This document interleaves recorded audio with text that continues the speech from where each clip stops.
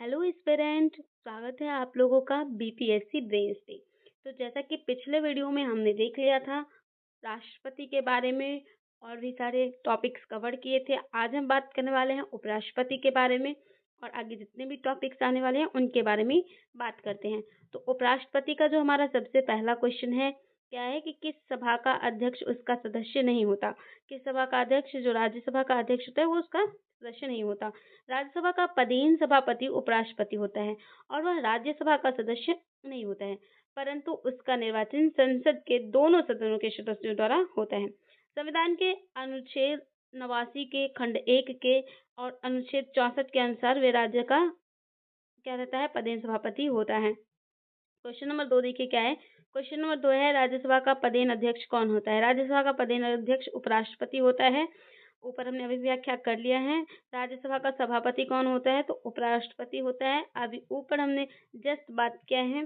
देखिए अब चौथा क्वेश्चन क्या है। चौथा हमारा क्वेश्चन है कि राज्यसभा के चेयरमैन कौन है। चेयरमैन है भारत के जो उपराष्ट्रपति होते हैं, वही राज्यसभा के चेयरमैन होते हैं। ठीक है। कौन सा कथन असत्य है, तो उपराष्ट्रपति का जो चुनाव है ये भारत का राष्ट्रपति करता है, ये क्या असत्य है। क्यों असत्य है, क्योंकि देखिए राष्ट्रपति के पद की लिए जो है प्रत्याशी की जो आयु है कम से कम 35 वर्ष होनी चाहिए, एकदम सही है। दूसरा क्या है कि जो उपराष्ट्रपति राज्यसभा का सभापति बनता है, ये हमने बात किया है अभी ऊपर कि ऐसा है। और चौथा है कि जो भारत के प्रथम राष्ट्रपति थे वो डॉक्टर राजेंद्र प्रसाद थे। तो इसमें जो हमारा गलत ऑप्शन है वो अपने आप आ गया। इसे हम एलिमिनेट विधि भी कहते हैं। जो सही आंसर है उसको ढूंढिए, गलत आंसर अपने आप आ जाएगा। आगे बात करते हैं। और देखिए इसमें क्या है कि जो अनुच्छेद 66 है इसके अनुसार उपराष्ट्रपति का निर्वाचन संसद के दोनों सदनों के जो सदस्य होते हैं उनके द्वारा आनुपातिक प्रतिनिधित्व पद्धति के अनुसार एकल संक्रमणीय मत प्रणाली द्वारा होता है। किसके द्वारा, सिंगल ट्रांसफरेबल वोट सिस्टम के द्वारा होता है, जिसमें क्या होता है, वोटों का स्थानांतरण होता रहता है। क्वेश्चन नंबर 6 क्या है कि 2022 के भारत के 16वें उपराष्ट्रपति का जो चुनाव हुआ था, तो उसमें जो निर्वाचक मंडल है उसमें कितने सदस्य थे उस टाइम, तो कितने थे, 788। जो 16वें उपराष्ट्रपति का निर्वाचन हुआ था, तो निर्वाचक मंडल में जो शामिल सदस्य थे उसमें राज्यसभा से 233 निर्वाचित थे, 12 मनोनीत थे और लोकसभा से 543 निर्वाचित थे और दोनों सदनों से मिलाकर जो निर्वाचक मंडल में शामिल सदस्य थे टोटल कितने थे, 788 थे। आगे बात करें क्वेश्चन नंबर 7 की। क्वेश्चन नंबर 7 क्या है, श्री मोहम्मद हामिद अंसारी का भारत के उपराष्ट्रपति के रूप में क्या क्रमांक है। जो मोहम्मद अंसारी रहे हैं वो भारत के उपराष्ट्रपति रहे, तो उनका कौन सा क्रम रहा है, तो कौन सा रहा है, 12वां रहा है। ठीक है, कौन सा, 12वां। देखिए कैसे, मोहम्मद हामिद अंसारी का भारत के उपराष्ट्रपति के रूप में व्यक्तिगत बात करें तो 12वां रहे हैं और वर्तमान में व्यक्ति क्रमानुसार 14वें उपराष्ट्रपति जगदीप धनखड़ जी थे। क्या थे, हैं, जिस हिसाब से ये बना है घटना चक्र उस हिसाब से वो थे, लेकिन अभी नहीं है क्योंकि उन्होंने क्या किया है, पद से इस्तीफा दे दिया है, आप सभी जैसा कि जानते हैं। आगे बात करें क्वेश्चन नंबर 8 की क्या है, भारत का प्रधानमंत्री मुख्य है। भारत का जो प्रधानमंत्री है वो केंद्र सरकार का मुख्य होता है।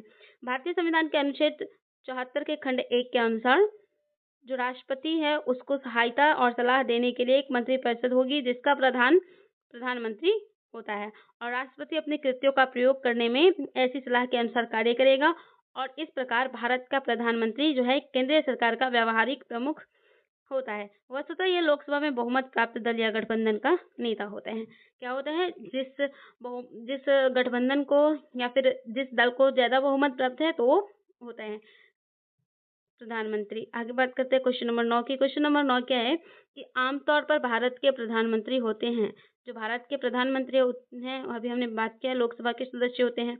संविधान के अनुसार जो है प्रधानमंत्री दोनों सदनों में से किसी का भी सदस्य हो सकते हैं।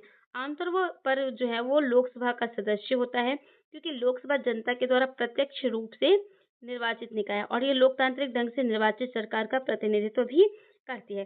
फिर भी राज्यसभा से प्रधानमंत्री क्या होते हैं, बनाए जाने पर कोई प्रतिबंध नहीं है, लेकिन ज्यादा लोकतांत्रिक यही है कि वह लोकसभा का सदस्य हो।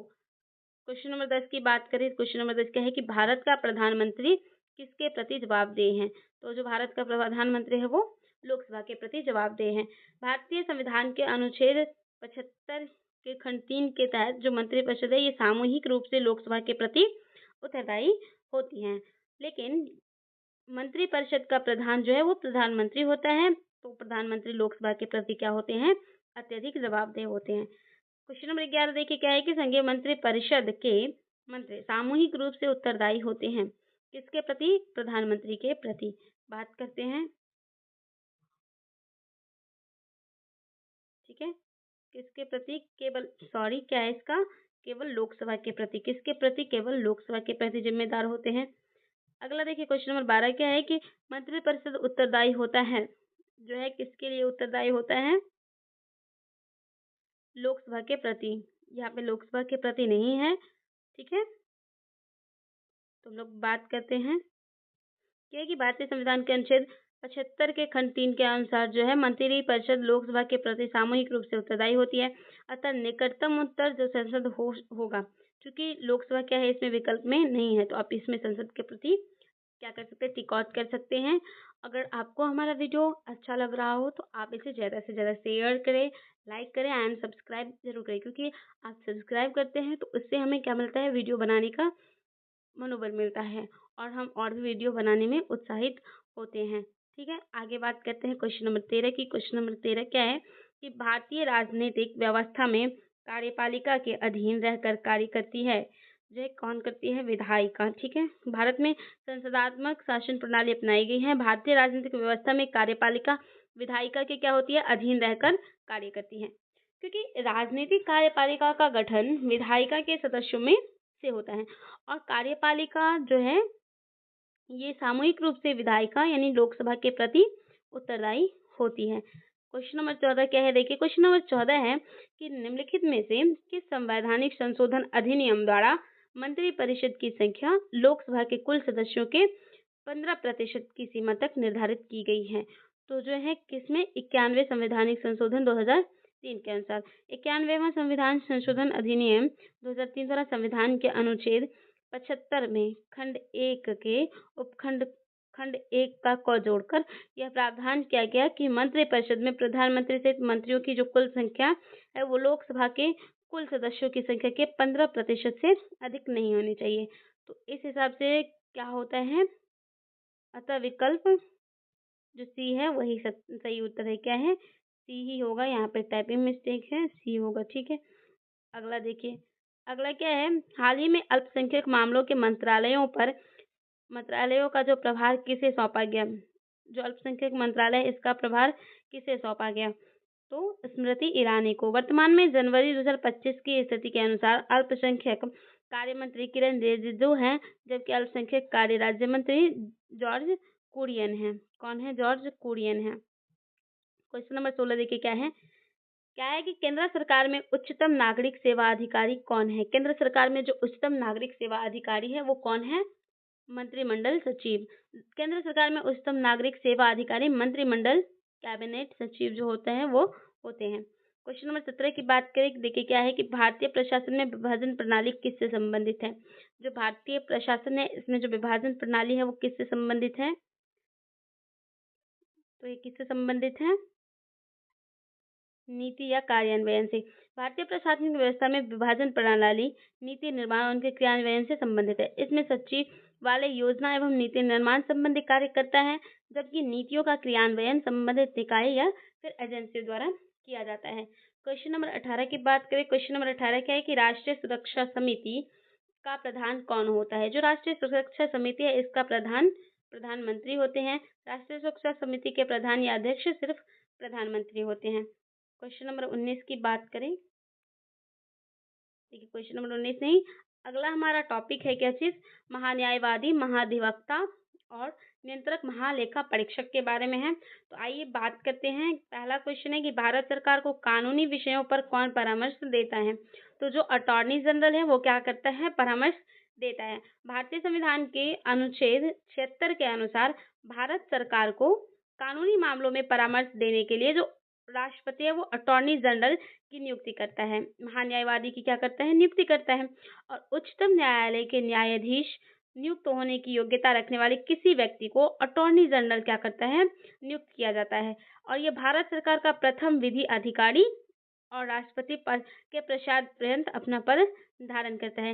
राष्ट्रपति के प्रसाद पर्यंत ही अपना पद धारण करता है। जो अटॉर्नी जनरल है, ये कोई व्यक्ति हो सकता है जिसकी पहचान राष्ट्रपति से हो, राष्ट्रपति उसे बनाना चाहते हो तो वो बना सकते हैं। आगे बात करें क्वेश्चन नंबर 2 क्या है कि क्वेश्चन नंबर 2 है जो भारत का महान न्यायवादी है ये किसके द्वारा नियुक्त किया जाता है? तो ये जो है भारत के राष्ट्रपति द्वारा नियुक्त किया जाता है। अगला बात करते हैं, भारत सरकार का कौन सा अधिकारी सदस्य न होते हुए भी भारतीय संसद की कार्यवाही में भाग लेने का अधिकार रखता है तो कौन है वो? Attorney general. ठीक है, देखिए क्या है कि एक गैर सदस्य के रूप में संसद की कार्यवाही में जो अटॉर्नी जनरल है वो भाग ले सकता है, क्योंकि प्रश्न के विकल्प में उपराष्ट्रपति भी है और वह भी संसद का सदस्य नहीं होता है, इसलिए वह यहाँ उपराष्ट्रपति भी उत्तर हो सकता है। हालांकि उपराष्ट्रपति को राज्यसभा के सभापति के पद से हटाने का प्रस्ताव सदन में विचारणीय हो तो उस समय उपराष्ट्रपति राज्यसभा का पदेन सभापति नहीं रहता है और इस दौरान वह सदन का एक हिस्सा होता है और इस संदर्भ में जो है वह सदन में अपनी बात रख सकता है और यदि संसद के दोनों सदनों में से किसी भी सदन की कार्यवाही में भाग लेने की बात हो तो वहाँ उत्तर जो है कौन हो जाएंगे? हमारे अटॉर्नी जनरल हो जाएगा, क्योंकि उपराष्ट्रपति की भागीदारी राज्यसभा में ही होती है। साथ ही प्रश्न में भारत सरकार का अधिकारी शब्द क्या हुआ है? यहाँ पे प्रयोग तो है, जबकि उपराष्ट्रपति राष्ट्र का प्रमुख और राज्यसभा का पदेन सभापति होता है। संभवतः इसी आधार पर बिहार लोक सेवा आयोग द्वारा इस प्रश्न का जो उत्तर है वो बी दिया गया है, अटॉर्नी जनरल दिया गया है। आगे बात करते हैं हम लोग, देखिए क्या है कि एक गैर सदस्य के रूप में संसद के किसी एक सदन की जो कार्यवाही है इसमें कौन भाग ले सकता है? तो जो इसमें है उपराष्ट्रपति और मुख्य निर्वाचक आयुक्त जो दोनों भाग ले सकते हैं। अगला देखिए क्या है, अगला हमारा टॉपिक है वरीयता अनुक्रम के।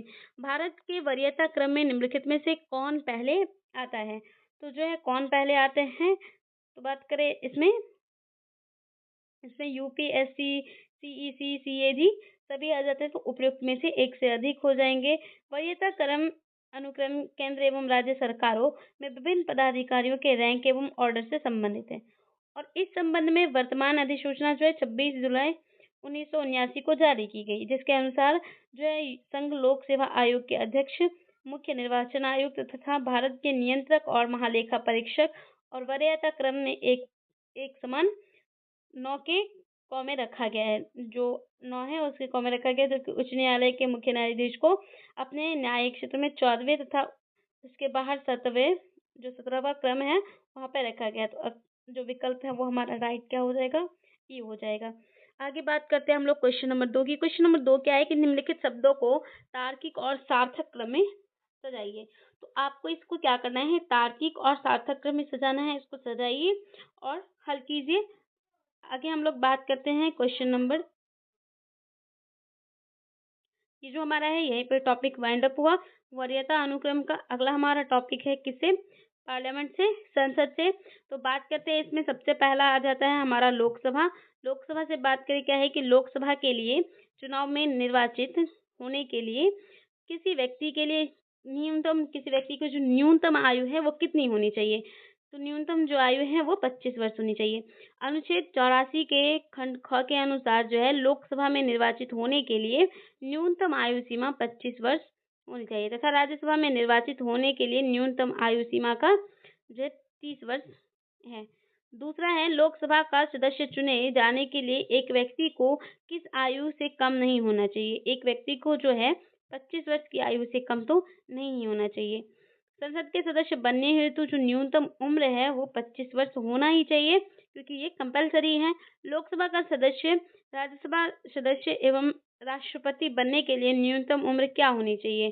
तो इसमें तीनों पूछ रहा है, तो इसमें जो हमारा राइट आंसर क्या हो जाएगा? 25, 30 एवं 35।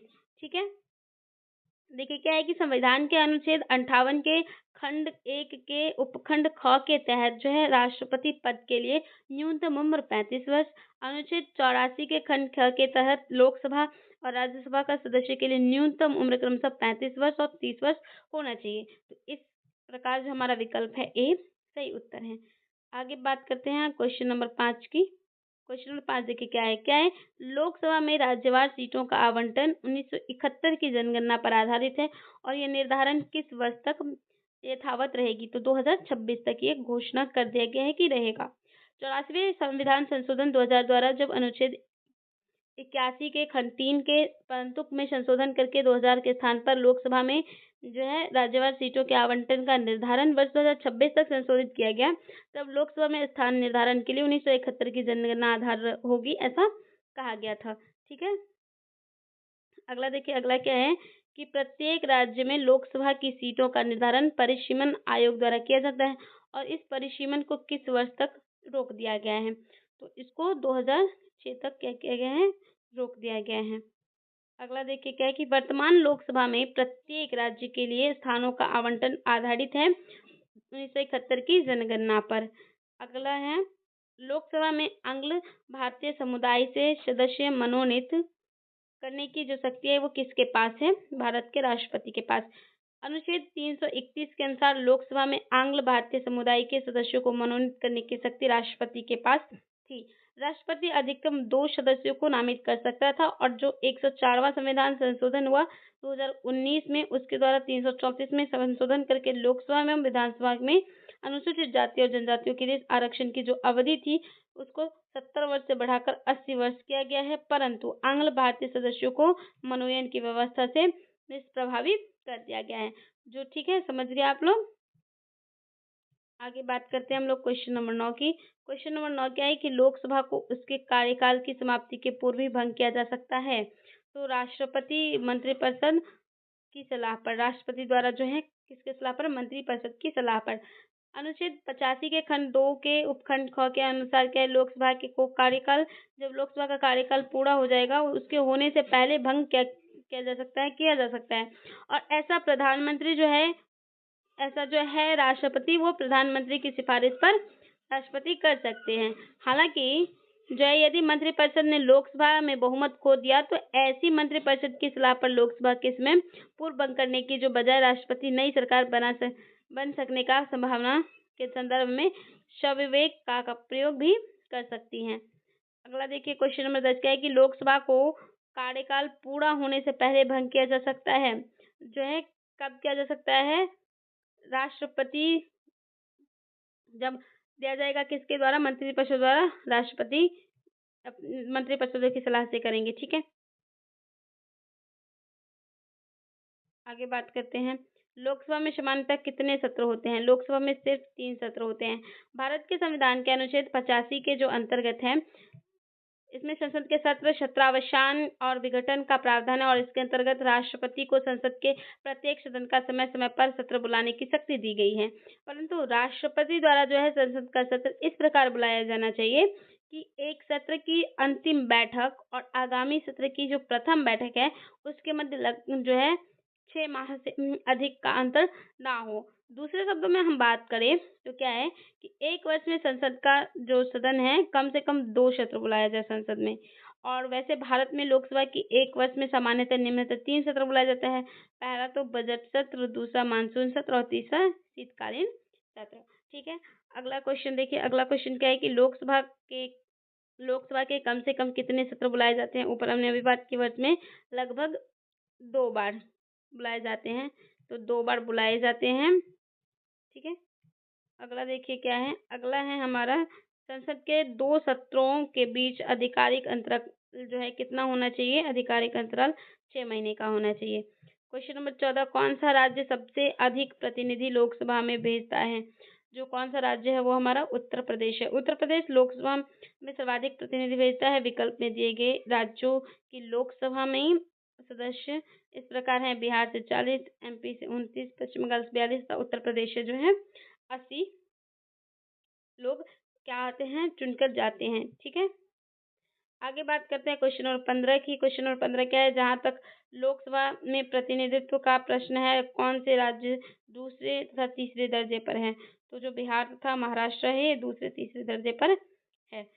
बात करें प्रश्नकाल के समय 3 नए राज्य नहीं बने थे और उसमें जो है बिहार में लोकसभा सीटों की संख्या 54 तथा महाराष्ट्र में 48 थी और वर्ष 2000 में 3 नए राज्यों के गठन के साथ संख्या में परिवर्तन आया और अब स्थिति इस प्रकार है कि लोकसभा में प्रथम स्थान उत्तर प्रदेश, द्वितीय स्थान महाराष्ट्र, तृतीय स्थान पश्चिम बंगाल और जो है मध्य प्रदेश को 29 सीटें, तमिलनाडु को 39 तथा बिहार में 40 सीटें हैं।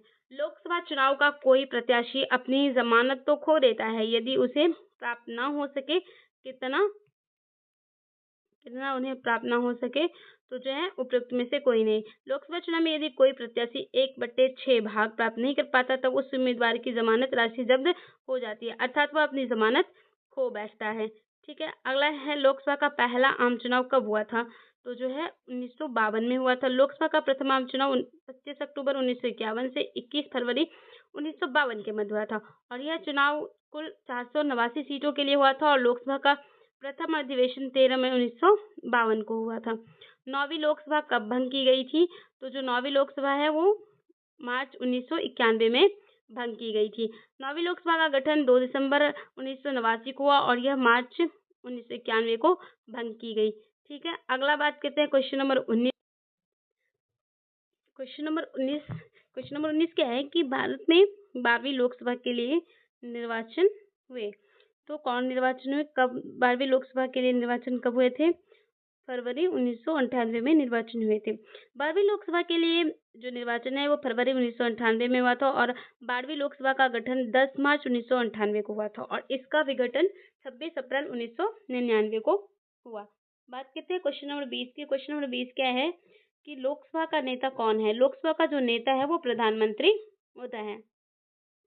बात करें अनुच्छेद 75 के खंड 1 के अनुसार राष्ट्रपति लोकसभा में बहुमत दल के नेता को प्रधानमंत्री पद पर नियुक्त करता है। किसी भी सदन का नेता उस सदन का सदस्य ही होता है। यदि प्रधानमंत्री लोकसभा का सदस्य नहीं होता है तो लोकसभा में सदन का नेता किसी वरिष्ठ मंत्री को बनाया जाता है जो लोकसभा का क्या हो, सदस्य हो। बात करते हैं अब हम लोग क्वेश्चन नंबर 21 की। क्वेश्चन नंबर 21 क्या है कि लोकसभा के स्पीकर का निर्वाचन होता है। जो लोकसभा का स्पीकर है उसका निर्वाचन होता है लोकसभा के सभी सदस्यों द्वारा जो है इसका निर्वाचन होता है। देखिए क्या है कि लोकसभा के स्पीकर का निर्वाचन लोकसभा के सभी सदस्यों द्वारा किया जाता है और वर्तमान में लोकसभा का अध्यक्ष जो है ओम बिरला जी हैं। अगला क्या है, देखिए अगला है लोकसभा के वर्तमान उपाध्यक्ष कौन है। जो लोकसभा के वर्तमान उपाध्यक्ष इनमें से कोई नहीं है क्योंकि जो वर्तमान उपाध्यक्ष थे वो पीएम सदई थे। 1999 में लोकसभा के उपाध्यक्ष पीएम सदई थे। वर्तमान में यह पद क्या है, खाली है, इसमें कोई नहीं बैठा अभी तक, इसलिए कोई नहीं होगा। धन विधेयक पेश किया जाता है। जो धन विधेयक है ये केवल लोकसभा में पेश किया जाता है। और बात करें अब हम लोग क्वेश्चन नंबर 24 की। क्वेश्चन नंबर 24 क्या है कि भारत में संसद का व्यय किसके द्वारा नियंत्रित किया जाता है। तो जो है ये किसके द्वारा नियंत्रित किया जाता है, इसमें क्या हो जाएगा, उपयुक्त में से एक से अधिक, क्योंकि संसद भारत का सर्वोच्च विधायी निकाय है और भारतीय संसद में राष्ट्रपति तथा 2 सदन है। पहला तो राज्यसभा, राज्यों की परिषद तथा लोकसभा, लोगों का सदन। राष्ट्रपति के पास संसद के दोनों सदनों में से किसी भी सदन को बुलाने का या स्थगित करने का अथवा लोकसभा को भंग करने का शक्ति प्राप्त है। क्या है, प्राप्त है। और भारत की संचित निधि, आकस्मिकता निधि व लोक लेखाओं पर भारत की संसद की अनुशंसा से ही वित्तीय स्वीकृति दी जाती है और अतः जो है भारत के संसद का व्यय संसद द्वारा ही नियंत्रित किया जाता है। आगे हम लोग बात करते हैं, देखिए आगे बात करते हैं क्वेश्चन नंबर 25 क्या है कि संसद के संयुक्त सत्र की अध्यक्षता कौन करता है। संयुक्त सत्र की जो अध्यक्षता है वो लोकसभा का अध्यक्ष करता है। संविधान का जो अनुच्छेद 118 का खंड 4 है उसके अनुसार संसद के दोनों सदनों की जो संयुक्त बैठक की अध्यक्षता है वो लोकसभा का अध्यक्ष करता है। आगे बात करते हैं क्वेश्चन नंबर 26 क्या है कि संसद में कटौती प्रस्ताव का क्या उद्देश्य है। संसद में जो कटौती प्रस्ताव है इसका क्या उद्देश्य होता है। तो इसका जो उद्देश्य है सरकार के बजट प्रस्ताव के खर्चों में कटौती का प्रस्ताव प्रस्तुत करना। क्या है कि केंद्रीय बजट की अनुदान मांगों से संशोधन हेतु संसद के निचले सदन लोकसभा में प्रस्तुत किया जाता है। संसद का जो निचला सदन है वो है लोकसभा है और किया जाने वाला जो प्रस्ताव कटौती प्रस्ताव कहलाता है और इसके द्वारा सरकार के बजट प्रस्ताव में व्यय हेतु प्रस्तुत अनुदान मांगों को अनुचित बताते हुए उसमें कमी का प्रस्ताव लाया जाता है। और ये जो कटौती प्रस्ताव है ये 3 प्रकार के होते हैं।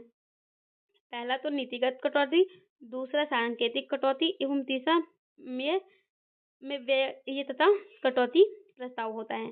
ठीक है, आगे देखिए अगला हमारा क्या है, अगला क्वेश्चन है कि एक एमपी की सीट को रिक्त घोषित किया जा सकता है यदि वह सदन से लगातार डॉट डॉट की अवधि के लिए अनुपस्थित रहता है। तो कितने दिनों के लिए अनुपस्थित रहता है? तो 2 माह के लिए। भारतीय संविधान के अनुच्छेद 104 के खंड 4 के तहत संसद तथा अनुच्छेद 190 के क्लॉज 4 के तहत जो है राज्य विधानमंडल के किसी सदस्य की सदस्यता तब समाप्त समझी जाती है जब वह 60 दिन की अवधि तक सदन की अनुज्ञा के बिना, यानी कि सदन से बिना आज्ञा लिए जो है क्या करता है, उसके सभी अधिवेशनों से अनुपस्थित भी रहता है और इस अवधि में सदन के सत्रावसान या निरंतर जो है 4 से अधिक दिनों के लिए स्थगित समय नहीं जोड़ा जाता है। ठीक है, अगला देखिए क्वेश्चन नंबर 28 क्या है। क्वेश्चन नंबर 28 है कि भारत का प्रधानमंत्री मुख्य है। भारत का जो प्रधानमंत्री है ये मुख्य किसका है? केंद्रीय सरकार का। ऊपर हमने बात किया था कि जो है अनुच्छेद 74 का 1 के अनुसार राष्ट्रपति को सहायता और सलाह लेने के लिए एक मंत्रिपरिषद होती है जिसका प्रधान प्रधानमंत्री होता है और हमारा संविधान मंत्रिमंडलीय प्रणाली को मान्यता देता है। तो इस प्रकार भारत का जो प्रधानमंत्री है वो केंद्रीय सरकार का प्रमुख होता है और प्रमुखतः ये लोकसभा में बहुमत वाले दल का नेता होता है और अनुच्छेद 78 के खंड क के अनुसार जो है ये प्रधानमंत्री का कर्तव्य है कि मंत्रिपरिषद के सभी विनिश्चयों को राष्ट्रपति को संसूचित करे और जानकारी राष्ट्रपति मांगे तो वह दें। क्वेश्चन नंबर 29 देखिए क्या है कि लोकसभा के अध्यक्ष को प्राप्त है। लोकसभा के अध्यक्ष को जो है क्या प्राप्त है? केवल समान मत होने की स्थिति में मतदान का अधिकार प्राप्त है। संविधान के अनुच्छेद 100 के खंड 1 के अनुसार क्लॉज 1 के अनुसार जो है लोकसभा का अध्यक्ष लोकसभा के किसी विषय पर मतदान में प्रथमतः जो है मत जो है नहीं देगा, किंतु मत बराबर रहने की दशा में उसका निर्णायक मत जो है होगा और वह इसका प्रयोग करेगा। इस प्रकार समान मत होने की स्थिति में लोकसभा के जो अध्यक्ष हैं उनको मतदान का अधिकार प्राप्त है। और इसके अतिरिक्त जो अनुच्छेद एक है, क्या चीज? अनुच्छेद 96 का जो खंड 1 है क्लॉज 1 के अनुसार जब अध्यक्ष को उसके पद से हटाने का संकल्प लोकसभा में विचाराधीन है तो वह उपस्थित रहने पर भी पीठासीन नहीं होगा। और अनुच्छेद 96 के 2 के अनुसार ऐसी स्थिति में वह ऐसे संकल्प पर वह ऐसी कार्यवाहियों के दौरान किसी अन्य विषय पर प्रथमतः ही मत देने का हकदार होगा, किंतु मत बराबर होने की दशा में मत देने का हकदार नहीं होगा। ठीक है, बात करें इस आधार पर जो हमारा विकल्प है वो सी सही होगा और किंतु विकल्प ए अधिक सटीक उत्तर है। आगे बात करते हैं हम लोग क्वेश्चन नंबर 30 की। क्वेश्चन नंबर 30 क्या है कि संविधान का कौन सा अनुच्छेद किसी संसद के लाभकारी पद पर रोक लगाता है? अनुच्छेद 102 का खंड 1 का जो उपखंड ए है वो कहता है। ठीक है, बात करते हैं इसके बारे में हम लोग। क्वेश्चन नंबर 30 की व्याख्या देखिए क्या है कि संविधान का अनुच्छेद 102 का खंड 1 के उपखंड ए के अनुसार जो किसी संसद के लाभकारी पद पर रोक लगता है। इस अनुच्छेद के अनुसार कोई व्यक्ति संसद के लिए किसी सदन का सदस्य चुने जाने के लिए और सदस्य होने के लिए निर्हित होगा और यदि वह भारत सरकार के या किसी राज्य की सरकार के अधीन है तो ऐसे पद को छोड़कर जिसको धारण करने वाला निर्रहित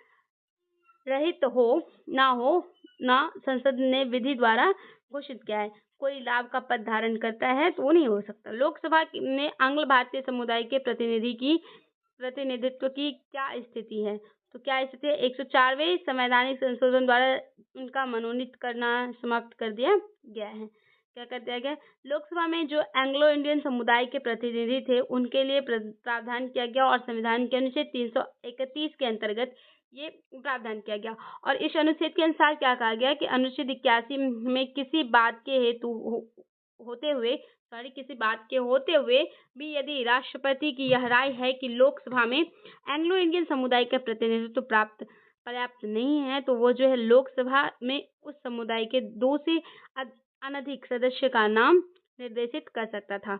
अनुच्छेद 334 के उपबंधों के तहत क्या है कि ये व्यवस्था की गई कि संविधान के प्रारंभ से 10 वर्ष तक की अवधि के लिए ही थी, जिसे संविधान संशोधन अधिनियम 2009 के द्वारा यह अवधि संविधान के प्रारंभ से 70 वर्ष तक की गई थी और 104वें संविधान संशोधन अधिनियम 2019 के द्वारा अनुच्छेद 334 में संशोधन कर लोकसभा और राज्य विधानसभाओं में अनुसूचित जातियों जनजातियों के लिए जो सीटों के आरक्षण की व्यवस्था है उसे 10 वर्ष कर दी गई है और प्रारंभ से जो है 80 वर्ष तक के लिए बढ़ाने का प्रावधान किया गया। परंतु जो एंग्लो इंडियन लोग थे उनके नाम निर्देशन के प्रावधान जो है की अवधि से आगे न बढ़ाते हुए उन्हें निष्प्रभावी कर दिया गया है। तो यहाँ पर अभी तक हमने 3-4 लगभग टॉपिक कंप्लीट कर लिए हैं। अब हमारा जो टॉपिक है क्या है, राज्यसभा। बात करते हैं राज्यसभा की। राज्यसभा में होते हैं, राज्यसभा में जो है क्या होते हैं, 250 सदस्य होते हैं, जिनमें से 12 सदस्य भारत के राष्ट्रपति द्वारा क्या किए जाते हैं, मनोनीत किए जाते हैं। बात करें संविधान के अनुच्छेद 80 के खंड 1 के उपखंड क एवं ख में कहा गया है कि राज्यों के और संघ राज्य क्षेत्रों के 238 से अनधिक प्रतिनिधियों तथा राष्ट्रपति द्वारा नाम निर्देशित किए जाने वाले जो 12 सदस्य हैं उनसे मिलकर राज्यसभा बनेगी। उनसे अधिक जो सदस्य नहीं हो सकते। अगला है राज्यसभा में प्रतिनिधित्व में शामिल है। राज्यसभा में प्रतिनिधित्व में जो है शामिल है कौन है, उपयुक्त में से जो एक से अधिक लोग इसमें शामिल हैं। क्या है, एक से अधिक लोग शामिल है। ठीक है। भारत के राष्ट्रपति द्वारा मनोनीत सदस्य शामिल है। नागरिकों द्वारा सीधे चुने गए सदस्य वो भी शामिल है। ठीक है। अगला देखिए क्वेश्चन नंबर 3 क्या है कि हमारे संविधान के अनुसार राज्यसभा का कार्यकाल, राज्यसभा का जो कार्यकाल है वो समाप्त होने का इसका कोई विषय नहीं है। जो हमारा अनुच्छेद 83 का खंड 1 है उसके अनुसार कहा गया है कि राज्यसभा का विघटन नहीं होगा, अर्थात यह एक क्या है, अस्थायी सदन है और इसके 1/3 सदस्य प्रत्येक 2 वर्ष की समाप्ति पर निवृत्त हो जाते हैं और इस प्रकार राज्यसभा के सदस्यों का कार्यकाल जो है ये 6 वर्ष का ही होता है। अगला देखिए क्या है क्वेश्चन नंबर 4। क्वेश्चन नंबर 4 क्या है कि निम्नलिखित कथनों में से कौन सा कथन सही नहीं है। कथन पर विचार करते हैं। इसमें क्या है कि धन संपत्ति के मामले में राज्य जो है सभा शक्तिहीन है, तो इसमें सही जो है नहीं है। कौन, धन विधेयक की शुरुआत राज्यसभा में होती है, जो धन विधेयक है वो लोकसभा में होती है। ऊपर हमने अभी बात की है। अगला देखिए क्वेश्चन नंबर 5 क्या है। 5 देखने से पहले थोड़ा सा इसका व्याख्या देख लेते हैं। अनुच्छेद 109 के खंड 1 के अनुसार क्या कहा गया है कि धन विधेयक जो है ये राज्यसभा में पुनः स्थापित नहीं किया जाएगा। साथ ही अनुच्छेद 109 के खंड 2 में कहा गया है कि राज्यसभा को धन विधेयक 14 दिन की अवधि में पारित करना होगा। साथ ही राज्यसभा सिफारिशें सहित विधेयक लोकसभा को 14 दिन में वापस करेगी और इससे ज्ञात होता है कि राज्यसभा धन संबंधी मामलों में क्या है, शक्तिहीन है। अगला क्वेश्चन देखिए। अगला क्या है कि संविधान में मंत्रिमंडल शब्द का एक ही बार प्रयोग हुआ है और वह किस में हुआ है, तो जो है अनुच्छेद 352 में। संविधान में मंत्रिमंडल शब्द का प्रयोग केवल एक बार अनुच्छेद 352 के खंड 3 में किया गया है और इसके अनुसार राष्ट्रपति आपातकाल की उद्घोषणा तभी कर सकेगा जब मंत्रिमंडल उसे लिखित रूप में संसूचित करे तब। क्वेश्चन नंबर 6 क्या है कि राज्यसभा में राज्यों को प्रतिनिधित्व निम्नांकित में से किस आधार पर किया जाता है, तो जो उनकी जनसंख्या के अनुपात में क्या किया जाता है, अनुपात में स्थान के आधार पर किया जाता है। राज्यसभा में राज्यों को प्रतिनिधित्व उनकी जनसंख्या के अनुपात में दिया गया है। इस प्रकार किसी राज्य से राज्यसभा में कितनी सीटें होंगी इसका निर्धारण संविधान की 4वीं अनुसूची में दिया गया है। बात करते हैं अब हम लोग क्वेश्चन नंबर 7 की। क्वेश्चन नंबर 7 क्या है कि राज्यसभा के सदस्य चुने जाते हैं, जो राज्यसभा के सदस्य हैं चुने जाते हैं कहाँ से, ये 6 वर्ष के लिए।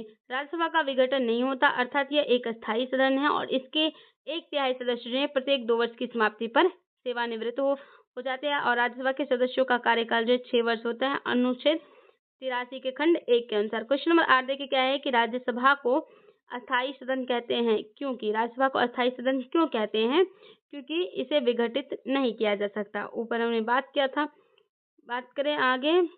अगला देखिए कि राज्यसभा को भंग करने का अधिकार किसे प्राप्त है, तो उपयुक्त में से किसी को नहीं प्राप्त है, क्योंकि राज्यसभा क्या है, एक अस्थायी सदन है और इसका जो है भंग होता ही नहीं है राज्यसभा, तो अतः विकल्प में दिए गए किसी भी अधिकारी के द्वारा इसे भंग नहीं किया जा सकता। क्वेश्चन नंबर 10 देखिए क्या है कि राजनीतिक शब्दावली में शून्यकाल का अर्थ क्या है। राजनीतिक शब्दावली में शून्यकाल का जो अर्थ है क्या है,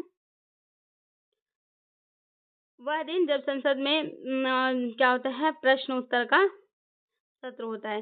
प्रश्नकाल और सभा पटल पत्र रखे गए जाने के तत्काल पश्चात किसी सूचीबद्ध कार्य को सभा द्वारा शुरू करने से पहले के समय लोकप्रिय नाम शून्यकाल है। चूंकि यह मध्याह्न 12 बजे शुरू होता है और इस अवधि को शिष्ट भाषा में शून्यकाल कहते हैं। लोकसभा में कथित शून्यकाल में मामले में उठाने के लिए सदस्य प्रतिदिन पूर्वाह्न 10 बजे से पूर्व जिस विषय को सभा में उठाना चाहते हैं उसके बारे में स्पष्टता बताते हुए अध्यक्ष को सूचना देते हैं। और सभा में ऐसे मामले को उठाने या न उठाने की अनुमति देना अध्यक्ष पर निर्भर करता है। और संसदीय प्रक्रिया में शून्यकाल शब्द को औपचारिक मान्यता प्राप्त नहीं है, अतः दिए गए प्रश्न में कोई भी विकल्प जो है वो सही नहीं हो सकता। ठीक है, अगला क्वेश्चन नंबर 11 देखिए। क्वेश्चन नंबर 11 जो है क्या है कि संसद के दोनों सदनों का संयुक्त अधिवेशन आयोजित होता है। संसद का जो दोनों सदनों का अधिवेशन है ये कब आयोजित होता है, इसके बारे में बात करें हम लोग तो देखिए कब आयोजित होता है। संविधान के अनुच्छेद 108 के अनुसार संसद के दोनों सदनों का संयुक्त अधिवेशन तब आयोजित होता है जब किसी विधेयक पर विचार करने और उसे पारित करने में दोनों सदनों में मतभेद हो जाता है तब। अगला देखिए क्या है, राष्ट्रपति क्रमशः कितने सदस्य लोकसभा व राज्यसभा के लिए नामांकित कर सकते हैं, तो जो है कितने, 2 और 12। संविधान के अनुच्छेद 80 के तहत राष्ट्रपति साहित्य, विज्ञान, कला तथा समाज सेवा के संबंध में विशेष ज्ञान या व्यावहारिक अनुभव रखने वाले 12 व्यक्तियों को राज्यसभा में सदस्यों में नामांकित कर सकते हैं। इसके बारे में हमने बात कर लिया, आप इसके बारे में देखिएगा। ठीक है, राष्ट्रपति द्वारा राज्यसभा में कितने व्यक्ति मनोनीत किए जाते हैं, जो राष्ट्रपति है इसके द्वारा राज्यसभा में कितने व्यक्ति मनोनीत किए जाते हैं उसके बारे में बात करें तो 12 व्यक्ति मनोनीत किए जाते हैं। ठीक है, अगला देखिए, राष्ट्रपति हमने सबके बारे में बात कर लिया। अगला है कि संसद के 17 के समय अध्यादेश जारी करने की जो शक्ति है किसमें निहित है, तो ये जो है राष्ट्रपति में निहित है। ठीक है, अगला क्वेश्चन देखिए, ये संविधान के अनुच्छेद 110 के अनुसार जो धन विधेयक की परिभाषा में क्या सम्मिलित है, तो धन विधेयक की जो परिभाषा है इसमें जो एक से अधिक सम्मिलित है। बात करें संविधान के अनुच्छेद 110 के उपबंधों के तहत टैक्स लगाना समाप्त करना और इसके विनियमन में प्रत्यावर्तन धन की भी उधारी का विनियमन करना, भारत की संचित निधि के धन का विनियोग करना तथा किसी व्यय को भारत की संचित निधि पर भारित व्यय घोषित करना, इन सभी को धन विधेयक की परिभाषा में शामिल किया गया था। इस प्रकार जो हमारा सही उत्तर है वो ई हो जाएगा। अगला देखिए क्या है, अगला है हमारा संसदीय समितियां। ठीक है, अगला जो हमारा टॉपिक है क्या है, संसदीय समितियां, क्योंकि हमने जो है यहाँ तक बात कर लिया है और अगला हमारा टॉपिक है संसदीय समितियां। बात करते हैं संसदीय समितियों के बारे में। ठीक है, तो देखिए क्या है संसदीय समितियों का जो पहला क्वेश्चन है क्या है कि लेखानुदान जो है बना है। लेखानुदान जो है ये बजट पारित लंबित होने के कारण निधि आवंटन हेतु क्या है बना है। बात करते हैं विनियोग विधेयक के पारित होने के बाद ही संचित निधि से कोई रकम निकाली जा सकती है, किंतु यदि सरकार के वित्तीय वर्ष के अंत में बदलाव आए और नई सरकार विनियोग विधेयक तुरंत नहीं लाए या किसी अन्य कारण से विनियोग विधेयक के पारित होने के पहले ही रुपये की आवश्यकता हो तो अनुच्छेद 116 के खंड क के तहत जो है लोकसभा लेखानुदान पारित कर सरकार के लिए एक अग्रिम राशि मंजूर कर सकती है। अनुच्छेद 116 में यह व्यवस्था है कि यदि आकस्मिक परिस्थितियों में सरकार को बहुत अधिक धन की आवश्यकता हो, जैसे युद्ध के समय, तो संसद सकल राशि की स्वीकृति दे सकती है और इसे अनुदान कहते हैं। इसे वोट ऑफ क्या कहते हैं, क्रेडिट हम लोग कहते हैं। ठीक है, अगला बात करते हैं क्वेश्चन नंबर 2। क्वेश्चन नंबर 2 क्या है कि लोक लेखा समिति अपनी रिपोर्ट प्रस्तुत करती है। जो लोक लेखा समिति है वो अपनी रिपोर्ट कहाँ प्रस्तुत करती है, लोकसभा के स्पीकर को अपनी रिपोर्ट प्रस्तुत करती है। लोक लेखा समिति द्वारा अपनी रिपोर्ट लोकसभा के स्पीकर को प्रस्तुत की जाती है। लोक लेखा समिति लोक व्ययों पर नियंत्रण रखने वाली एक क्या है संसदीय समिति है और इसमें लोकसभा के 15 और राज्यसभा के 7 सदस्यों समेत कुल 22 सदस्य होते हैं। इसका उद्देश्य लोक व्यय के दुरुपयोग एवं अनियमितताओं को सदन के समक्ष उजागर करना होता है और यह उन लोक प्राधिकारियों के विरुद्ध कार्यवाही की भी सिफारिश करती है जो व्यय के दुरुपयोग हेतु उत्तरदायी पाए जाते हैं। समिति नियंत्रक एवं महालेखा परीक्षक की रिपोर्ट के आधार मानकर क्या करते हैं, लोक व्ययों का प्रति परीक्षण करती है। सामान्यतः विपक्ष के लोकसभा सदस्य को इसका अध्यक्ष नियुक्त किए जाने की प्रथा जो है 1967-68 से और लोक लेखा समिति के अध्यक्ष की नियुक्ति लोकसभा के अध्यक्ष द्वारा ही की जाती है, पहले से ही की जाती है। अगर आपको हमारा वीडियो थोड़ा सा भी अच्छा लग रहा हो तो हमारे चैनल को जरूर सब्सक्राइब करें ताकि आप लोगों को जो इन्फॉर्मेशन है जल्द से जल्द मिले और सटीक प्रश्नों सहित सही आंसर भी आपको प्राप्त हो इसके लिए। ठीक है।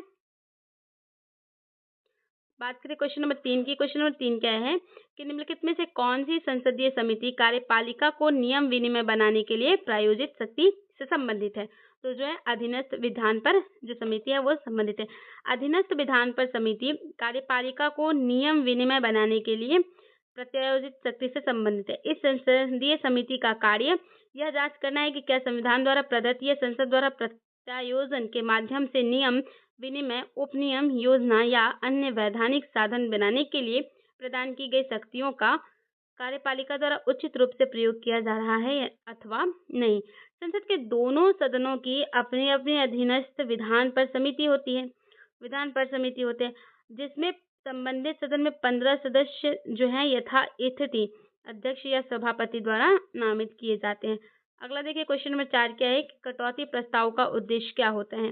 जो कटौती प्रस्ताव है इसका उद्देश्य होता है बजट प्रस्तावों के खर्च में कमी का जो प्रस्ताव है उसे प्रस्तुत करना। ठीक है, बात करते हैं बजट की अनुदान मांगों में संशोधन हेतु लोकसभा या राज्य की विधानसभा में प्रस्तुत किया जाने वाला जो कटौती प्रस्ताव है ये कट मोशन कहलाता है। इसके तहत सरकार द्वारा प्रस्तुत अनुदान मांगों को अनुचित बताते हुए उसमें कमी का प्रस्ताव लाया जाता है। क्वेश्चन नंबर 5 देखिए क्या है। क्वेश्चन नंबर 5 है भारतीय संविधान के किस अनुच्छेद के तहत वार्षिक वित्तीय विवरण जो बजट है संसद के समक्ष प्रस्तुत किया जाना आवश्यक है? तो अनुच्छेद 112 के तहत। आपको जो है अनुच्छेद बहुत अच्छे से याद रखने होंगे क्योंकि ये बहुत ही इम्पोर्टेंट है। ऐसे क्वेश्चंस आते हैं सीधे अनुच्छेद पूछे जाते हैं एकदम घुमा के, डायरेक्ट आपको नहीं पूछा जाएगा। भारतीय संविधान के अनुच्छेद 112 के तहत राष्ट्रपति को वार्षिक वित्तीय विवरण संसद के दोनों सदनों के सामने रखना होता है। यह विवरण भारत सरकार के अगले वित्तीय वर्ष के लिए क्या होती है अनुमानित प्राप्तियों और व्यय को दर्शाता है और इसे बजट विवरण के नाम से जाना जाता है। अगला हमारा टॉपिक है संसदीय अधिनियम। बात करते हैं इससे। पहला क्वेश्चन है इसका, आजादी के बाद भाषा के आधार पर भारत के राज्यों का पुनर्गठन किस वर्ष हुआ? तो 1956 में। आजादी के बाद भारत में राज्य पुनर्गठन अधिनियम 1956 पारित किया गया जिसमें भाषा के आधार पर राज्यों के पुनर्गठन का प्रावधान किया गया। कब? जब पोट्टी श्री रामुलु जी की मृत्यु हो गई उसके बाद विद्रोह छिड़ने लगा तब। मणिपुर राज्य का गठन हुआ। जो मणिपुर राज्य है ये 1972 में गठन हुआ। उत्तर पूर्वी क्षेत्र पुनर्गठन अधिनियम 1971 के तहत मणिपुर राज्य का गठन मेघालय और त्रिपुरा राज्यों के साथ 21 जनवरी 1972 को हुआ था। आगे बात करें हम लोग क्वेश्चन नंबर 3 की क्या है कि भारत में जिला स्तर पर उपभोक्ता विवाद निवारण के संदर्भ में निम्नलिखित में से कौन सा कथन सही नहीं है? तो इसमें से एक भी कथन क्या है सही नहीं है। ठीक है, बात करते हैं उपभोक्ता संरक्षण अधिनियम 2019 जो है ये उपभोक्ता विवादों के समाधान के लिए त्रिस्तरीय अर्ध न्यायिक तंत्र को प्रख्यापित करता है जिसमें जिला आयोग, राज्य आयोग एवं राष्ट्रीय आयोग शामिल है।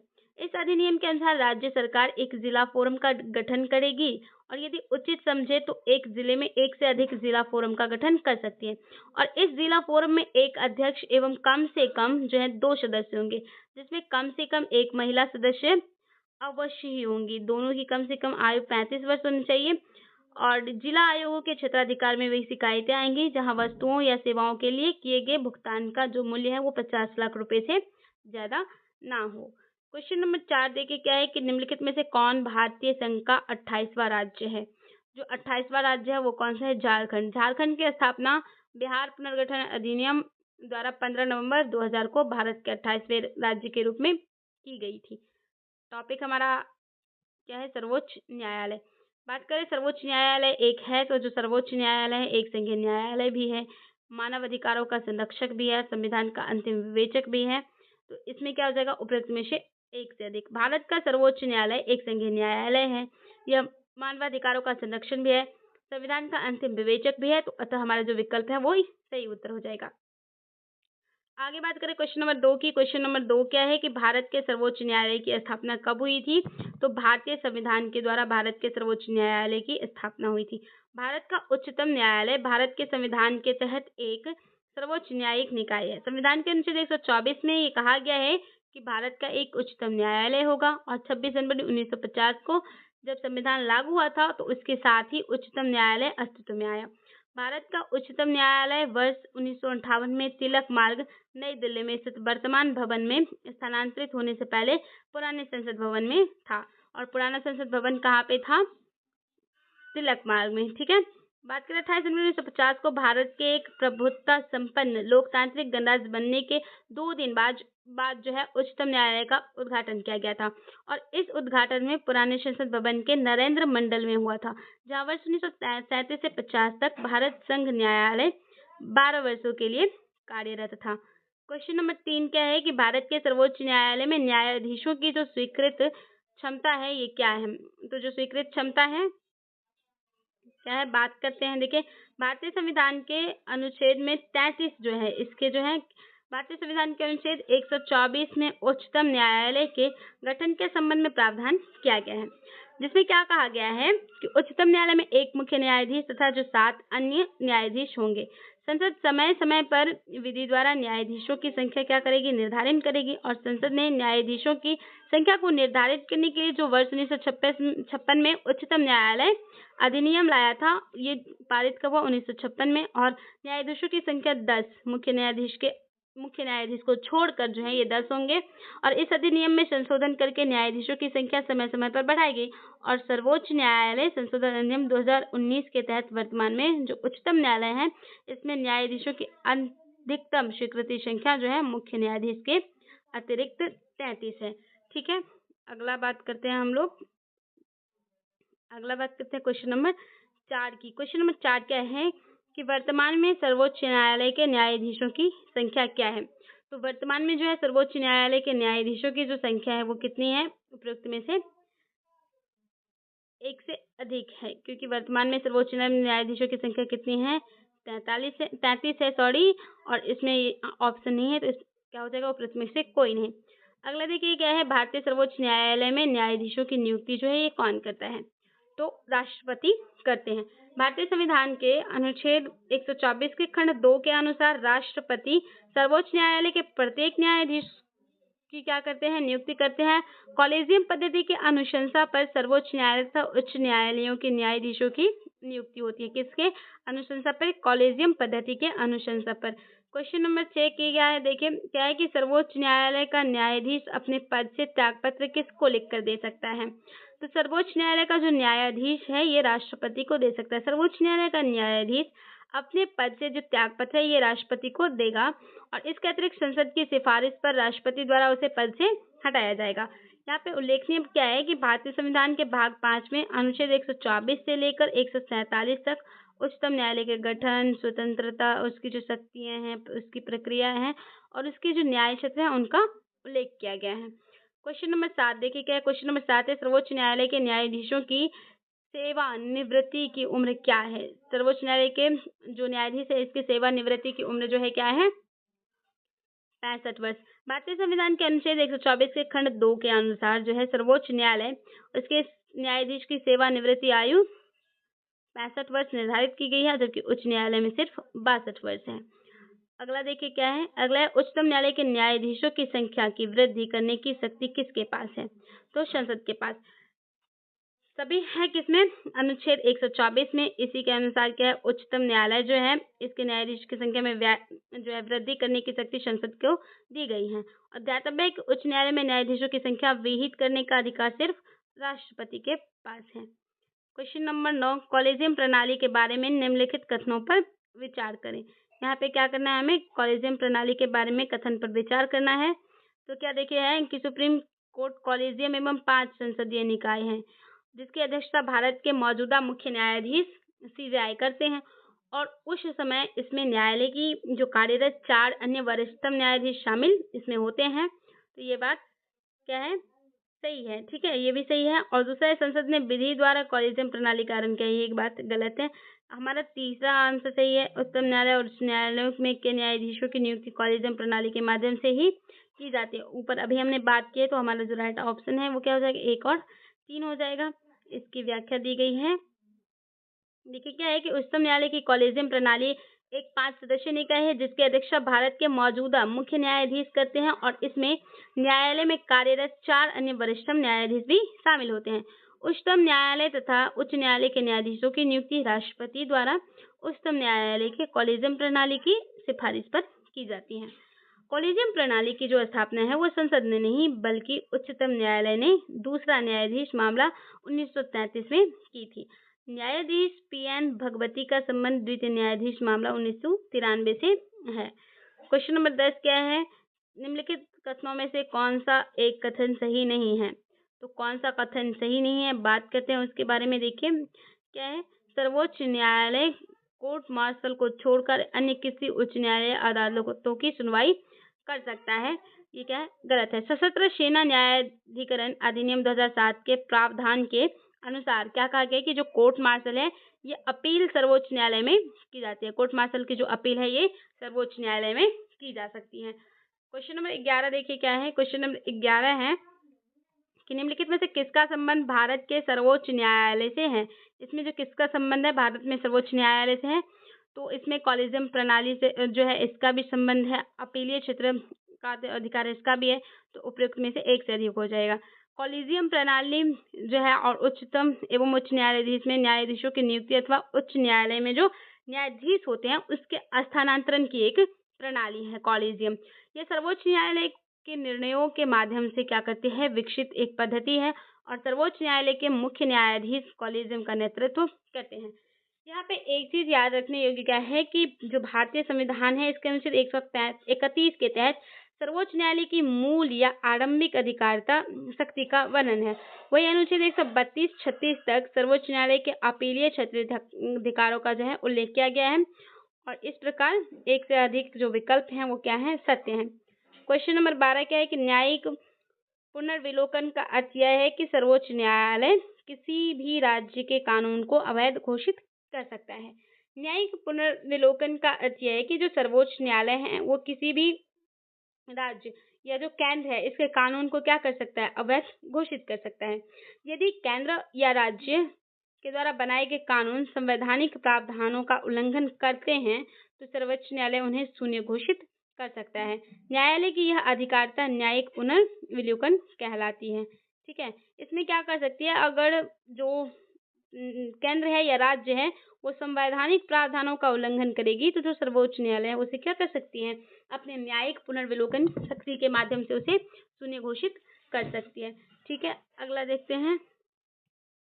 अब हम देखते हैं हम लोग अगला क्वेश्चन है क्वेश्चन नंबर 13। क्वेश्चन नंबर 13 क्या है कि भारत में न्यायिक प्रणाली किस पर आधारित है? भारत में जो न्यायिक प्रणाली है ये किस पर आधारित है? एक से अधिक पर, क्योंकि जो भारत की है वो संविधान पर है, नियमित उस कानून की उचित प्रक्रिया और परंपरा इन सब पर आधारित है। कानून द्वारा स्थापित प्रतिक्रिया पर भी आधारित है। भारत में न्यायिक प्रणाली संविधान, कानून द्वारा स्थापित प्रक्रिया और परंपरा पर आधारित है। अगला देखिए क्वेश्चन नंबर 14 क्या है। एएस आनंद 1990 के दशक के अंत में किस पद पर कार्यरत थे? जो एएस आनंद है ये किस पद पर थे? भारत के मुख्य न्यायाधीश के पद पर। न्यायमूर्ति आदर्श सेन आनंद 1990 के दशक के अंत में भारत के 29वें मुख्य न्यायाधीश के रूप में कार्यरत थे। मुख्य न्यायाधीश के रूप में जो इनका कार्यकाल है वो 10 अक्टूबर 1998 से 31 अक्टूबर 2001 तक था। तो यहाँ पे आप एक चीज याद रख सकते हैं, जो न्यायमूर्ति आदर्श सेन आनंद है इनका कार्यकाल कब से कब तक रहा? तो 10 अक्टूबर 1998 से 2001 तक 31 अक्टूबर तक। ये बहुत ही महत्वपूर्ण हो जाता है। क्वेश्चन नंबर 15 की बात करें। क्वेश्चन नंबर 15 क्या है कि हाल ही में भारत की संसद ने 3 तलाक कानून पारित करके भारत के सर्वोच्च न्यायालय के किस वर्ष के विनिर्णय को समर्थन दिया, जिसने 3 तलाक को यानी कि तलाक ए बिद्दत को असंवैधानिक बना दिया है? तो जो 2017 है उसने बात करते हैं। साइडा बानो बाद जब भारत संघ के साथ हुआ तो बाद में सर्वोच्च न्यायालय की जो है 5 सदस्य पीठ ने वर्ष 2017 में ऐतिहासिक निर्णय देते हुए जो 3 तलाक की प्रथा है उसको संविधान के अनुच्छेद 14 का उल्लंघन करार करते हुए असंवैधानिक घोषित कर दिया गया। और इस निर्णय के समर्थन में जो भारत की संसद है उसने मुस्लिम महिला का जो विवाह अधिकार संरक्षण अधिनियम है उसको लागू किया। 2019 बनकर तैयार हुआ, जो क्या है, the Muslim women protection of rights on marriage act 2019 बनकर 3 तलाक की प्रथा 3 बार तलाक कहने पर, जिसमें लिखित और इलेक्ट्रॉनिक दोनों रूप शामिल हैं, आधार पर तत्काल तलाक को विधिक रूप से अमान्य और गैरकानूनी बना दिया है। क्या है 3 तलाक में मुंह से बोल दिया जाता है तालाक तालाक तालाक 3 बार और तालाक हो जाता है, तो इसको क्या कर दिया गया है, असंवैधानिक घोषित कर दिया गया है कि अब ऐसा नहीं होगा। मुंह से बोल देंगे 3 बार तो उससे तालाक घोषित नहीं होगा। क्वेश्चन नंबर 16 की बात करें, क्या है कि भारतीय राजनीतिक व्यवस्था में इनमें से कौन सर्वोच्च है। भारतीय राजनीतिक व्यवस्था में जो है संविधान सर्वोच्च है। भारतीय राजनीतिक व्यवस्था में संविधान क्या है, सर्वोच्च है। यही राज्य व्यवस्था के स्वरूप व उद्देश्य का निर्धारण करता है और एवं जितने भी इकाइयां हैं उनका सृजन का प्रावधान भी यही करता है। क्वेश्चन नंबर 17 देखिए क्या है। क्वेश्चन नंबर 17 है कि इनमें से किस प्रकरण में सर्वोच्च न्यायालय ने संविधान का मूलभूत ढांचा का सिद्धांत जो है प्रतिपादित किया था। तो केशवानंद भारत के टाइम में सर्वोच्च न्यायालय ने 1973 के केशवानंद भारती बनाम केरल राज्यवाद में संविधान के मूलभूत ढांचा का सिद्धांत दिया और उसका प्रतिपादन भी किया। इस बात में दिए गए अपने ऐतिहासिक निर्णय में सर्वोच्च न्यायालय की जो 13 से संसदीय संविधान पीठ थी, इसने यद्यपि संसद के संविधान में संशोधन की शक्ति को स्वीकार किया, तथापि यह भी निर्धारित किया कि जो संसद संविधान में कोई ऐसा संशोधन नहीं कर सकती जो कि संविधान के मूलभूत ढांचे का उल्लंघन करता हो। क्वेश्चन नंबर 18 देखिए क्या है। इंदिरा साहनी बनाम भारत संघ मुकदमे में सर्वोच्च न्यायालय का निर्णय किस विषय से संबंधित था। जब इंदिरा साहनी बाद हुआ 1992 में सर्वोच्च न्यायालय की 9 सदस्य संविधान की पीठ का निर्णय सरकारी नौकरियों में अन्य पिछड़ा वर्ग जो ओबीसीज हैं इनके आरक्षण से संबंधित है और इस ऐतिहासिक निर्णय में सर्वोच्च न्यायालय ने मंडल आयोग की रिपोर्ट के आधार पर अन्य पिछड़ा वर्ग को 27% आरक्षण देने के सरकार के निर्णय को क्या किया, बरकरार रखा। किंतु साथ ही यह निर्णय भी दिया गया कि अन्य पिछड़ा वर्ग जो ओबीसीज है इसके क्रीमी लेयर आर्थिक रूप से सशक्त भाग को इसके दायरे से बाहर रखा जाना चाहिए। इसके साथ ही सर्वोच्च न्यायालय ने यह भी निर्धारित किया कि अनुच्छेद 15 के खंड 4 और 16 के क्लॉज 4 के तहत जो है प्रदत्त कुल आरक्षण 50% की सीमा से अधिक नहीं होना चाहिए। आप किसी को भी आरक्षण दे रहे हैं तो वो क्या होनी चाहिए, 50% से ऊपर नहीं होनी चाहिए। बात करते हैं क्वेश्चन नंबर 19। क्वेश्चन नंबर 19 क्या है कि भारतीय सर्वोच्च न्यायालय ने किन किन मुकदमों में प्रथम संविधान के मूल ढांचे का सिद्धांत दिया है। तो केशवानंद भारती बनाम केरल राज्य में भारत के उच्चतम न्यायालय ने केशवानंद भारती बनाम केरल राज्यवाद में सर्वप्रथम संविधान के मूल ढांचे के सिद्धांत का क्या क्या है, प्रतिपादन किया और इस बात में सुनवाई करते हुए न्यायालय ने कहा कि संविधान के मौलिक ढांचे की अवधारणा के तहत संविधान के किसी भी संशोधन पर उच्चतम न्यायालय द्वारा प्रश्न उठाया जा सकता है यदि वह संशोधन संविधान के मूल ढांचे का उल्लंघन करता प्रतीत हो तो। अगला देखिए क्वेश्चन नंबर 20 क्या है। क्वेश्चन नंबर 20 है भारतीय संविधान का कौन सा अनुच्छेद सर्वोच्च न्यायालय के मूल अधिकार क्षेत्र को परिभाषित करता है। तो जो अनुच्छेद 131 है ये क्या करता है, परिभाषित करता है।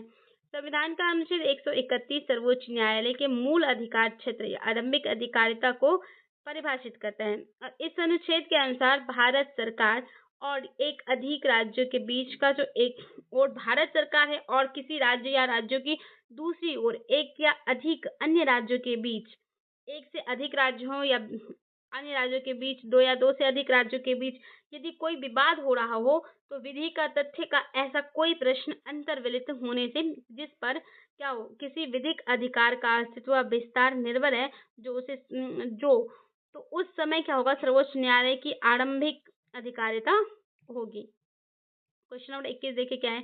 क्वेश्चन नंबर 21 क्या है कि केंद्र और राज्य के मध्य विवादों का समाधान भारत के सर्वोच्च न्यायालय के किस क्षेत्राधिकार के अंतर्गत आता है। तो प्रारंभिक क्षेत्राधिकार के अंतर्गत ऊपर अभी हमने बात की है। भारत में न्यायिक पुनरावलोकन का आशय क्या है। पुनरावलोकन का जो आशय है क्या है, बात करते हैं। देखिए आशय क्या है, कानून द्वारा स्थापित जो प्रक्रिया है वो। तो भारत में न्यायिक पुनरावलोकन का आधार कानून द्वारा स्थापित प्रक्रिया है। इसके तहत न्यायालय यह परीक्षण करता है कि कोई विधि संविधान द्वारा विधायिका को प्रदत्त शक्तियों के संगत रूप में बनाई गई है या नहीं तथा यह विधि द्वारा स्थापित प्रक्रिया का अनुसरण जो है करती है कि नहीं। कानून द्वारा स्थापित प्रक्रिया का उल्लंघन करने पर इसे न्यायालय द्वारा शून्य घोषित किया जा सकता है। क्वेश्चन नंबर 23 क्या है। देखिए क्वेश्चन नंबर 23 है निम्नलिखित में से किसका संबंध भारत के सर्वोच्च न्यायालय से है।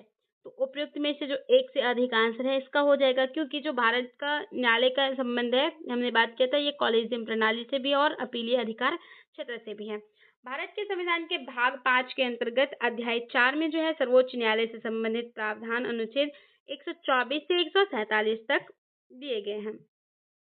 यहाँ पे ध्यातव्य है कि जो कॉलेजियम पद्धति है ये न्यायाधीशों की नियुक्ति तथा स्थानांतरण की क्या है प्रणाली है और यह सर्वोच्च न्यायालय के निर्णयों के माध्यम से विकसित हुई है पद्धति है।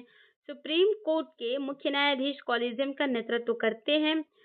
विदित हो कि भारतीय संविधान का जो अनुच्छेद 131 है इसके तहत सर्वोच्च न्यायालय की मूल अधिकारिता शक्ति का वर्णन है, जिसके तहत केंद्र एवं राज्यों के बीच दो या उससे अधिक राज्यों के बीच के विवाद का निर्णय सर्वोच्च न्यायालय करता है।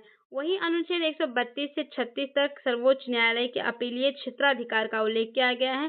तो इस प्रकार एक से अधिक विकल्प क्या हो जाएंगे, सत्य हो जाएंगे। अगला हमारा टॉपिक है राज्यपाल। बात करें राज्यपाल की तो देखिए क्या है, राज्य सरकार का कार्यकारी अध्यक्ष संवैधानिक जो प्रमुख है वो कौन है, तो राज्यपाल। संविधान का अनुच्छेद 154 के खंड 1 के अनुसार राज्य की कार्यपालिका शक्ति राज्यपाल में निहित होगी, जिसका प्रयोग वह इस संविधान के अनुसार स्वयं या अपने जो उसके अधीनस्थ अधिकारी होंगे उसके द्वारा करेगा। क्वेश्चन नंबर 2 क्या है, देखिए क्वेश्चन नंबर 2 है किसी राज्य का राज्यपाल नियुक्त किया जाता है। किसी राज्य का जो राज्यपाल है कब नियुक्त किया जाता है, तो वो किसके द्वारा, राष्ट्रपति के द्वारा नियुक्त किया जाता है। किसी राज्य के राज्यपाल की जो नियुक्ति है ये राष्ट्रपति के मुहर लगे आज्ञा पत्र के माध्यम से ही होती है। यहाँ पे उल्लेखनीय बात यह है कि संविधान के भाग 6 के अनुच्छेद 153 से 167 तक जो है राज्य की कार्यपालिका का वर्णन है। राज्य कार्यपालिका में राज्यपाल, मुख्यमंत्री, मंत्रिपरिषद और राज्य के महाधिवक्ता एडवोकेट जनरल सम्मिलित होते हैं। राज्यपाल राष्ट्रपति के प्रसाद पर्यंत क्या करते हैं, पद धारण करते हैं और इसके अलावा वह कभी भी राष्ट्रपति को संबोधित या अपना त्यागपत्र क्या कर सकते हैं, दे सकते हैं। क्वेश्चन नंबर 3 देखिए क्या है, क्वेश्चन नंबर 3 है जम्मू एवं कश्मीर के राज्यपाल की नियुक्ति कौन करता है। जम्मू एवं कश्मीर के राज्यपाल की जो नियुक्ति है वो भारत के राष्ट्रपति द्वारा की जाती है। जम्मू एवं कश्मीर राज्य को संविधान के अनुच्छेद 370 के तहत भारत के अन्य राज्यों से अलग विशेष राज्य का जो दर्जा है प्रदान किया गया था और इसी परिप्रेक्ष्य में पहले वहां की कार्यपालिका के प्रधान का चुनाव भारत के राष्ट्रपति द्वारा न होकर जम्मू कश्मीर की जो विधानसभा थी उसके द्वारा किया जाता था, लेकिन इस विषमता को 1965 में समाप्त कर दिया गया। फलस्वरूप जम्मू एवं कश्मीर के कार्यपालिका प्रमुख को सदर-ए-रियासत के स्थान पर राज्यपाल नाम से जाना जाने लगा और उसकी नियुक्ति भारत के राष्ट्रपति द्वारा की जाने लगी।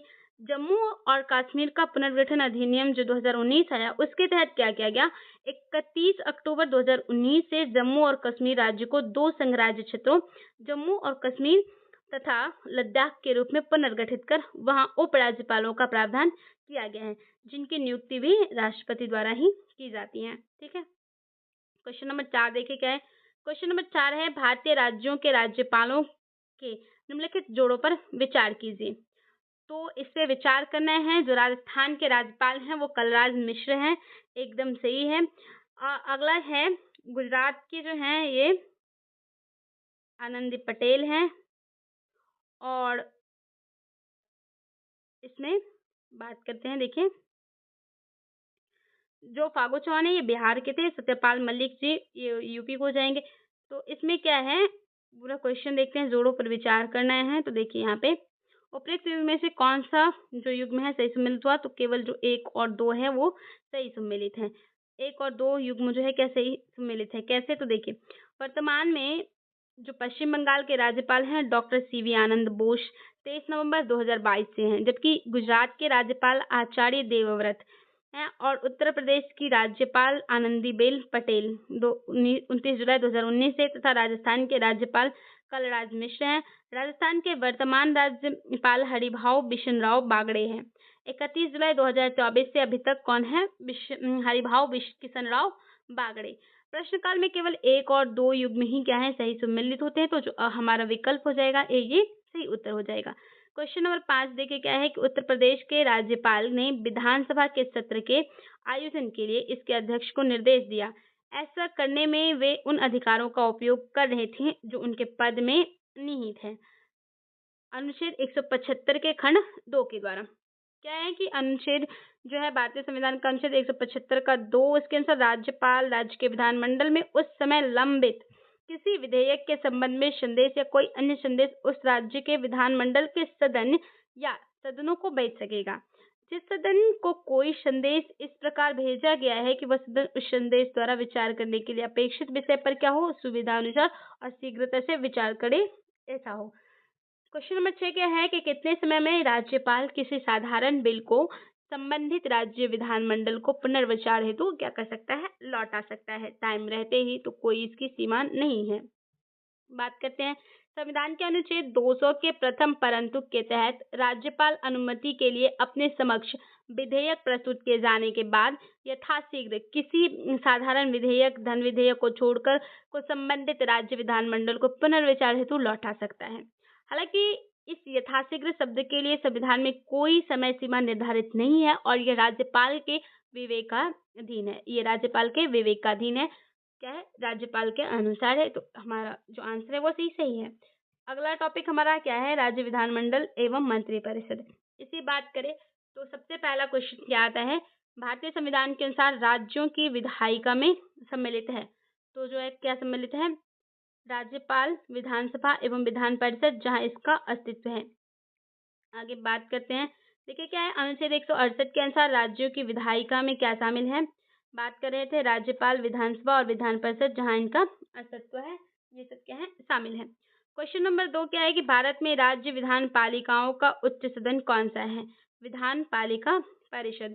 अनुच्छेद 168 के अनुसार राज्य की जो विधान पालिका या एक सदनीय या द्विसदनीय होगी, द्विसदनीय विधानमंडल की स्थिति में विधान पालिका परिषद उच्च सदन होगा और विधानसभा क्या होगा, निम्न सदन होगा।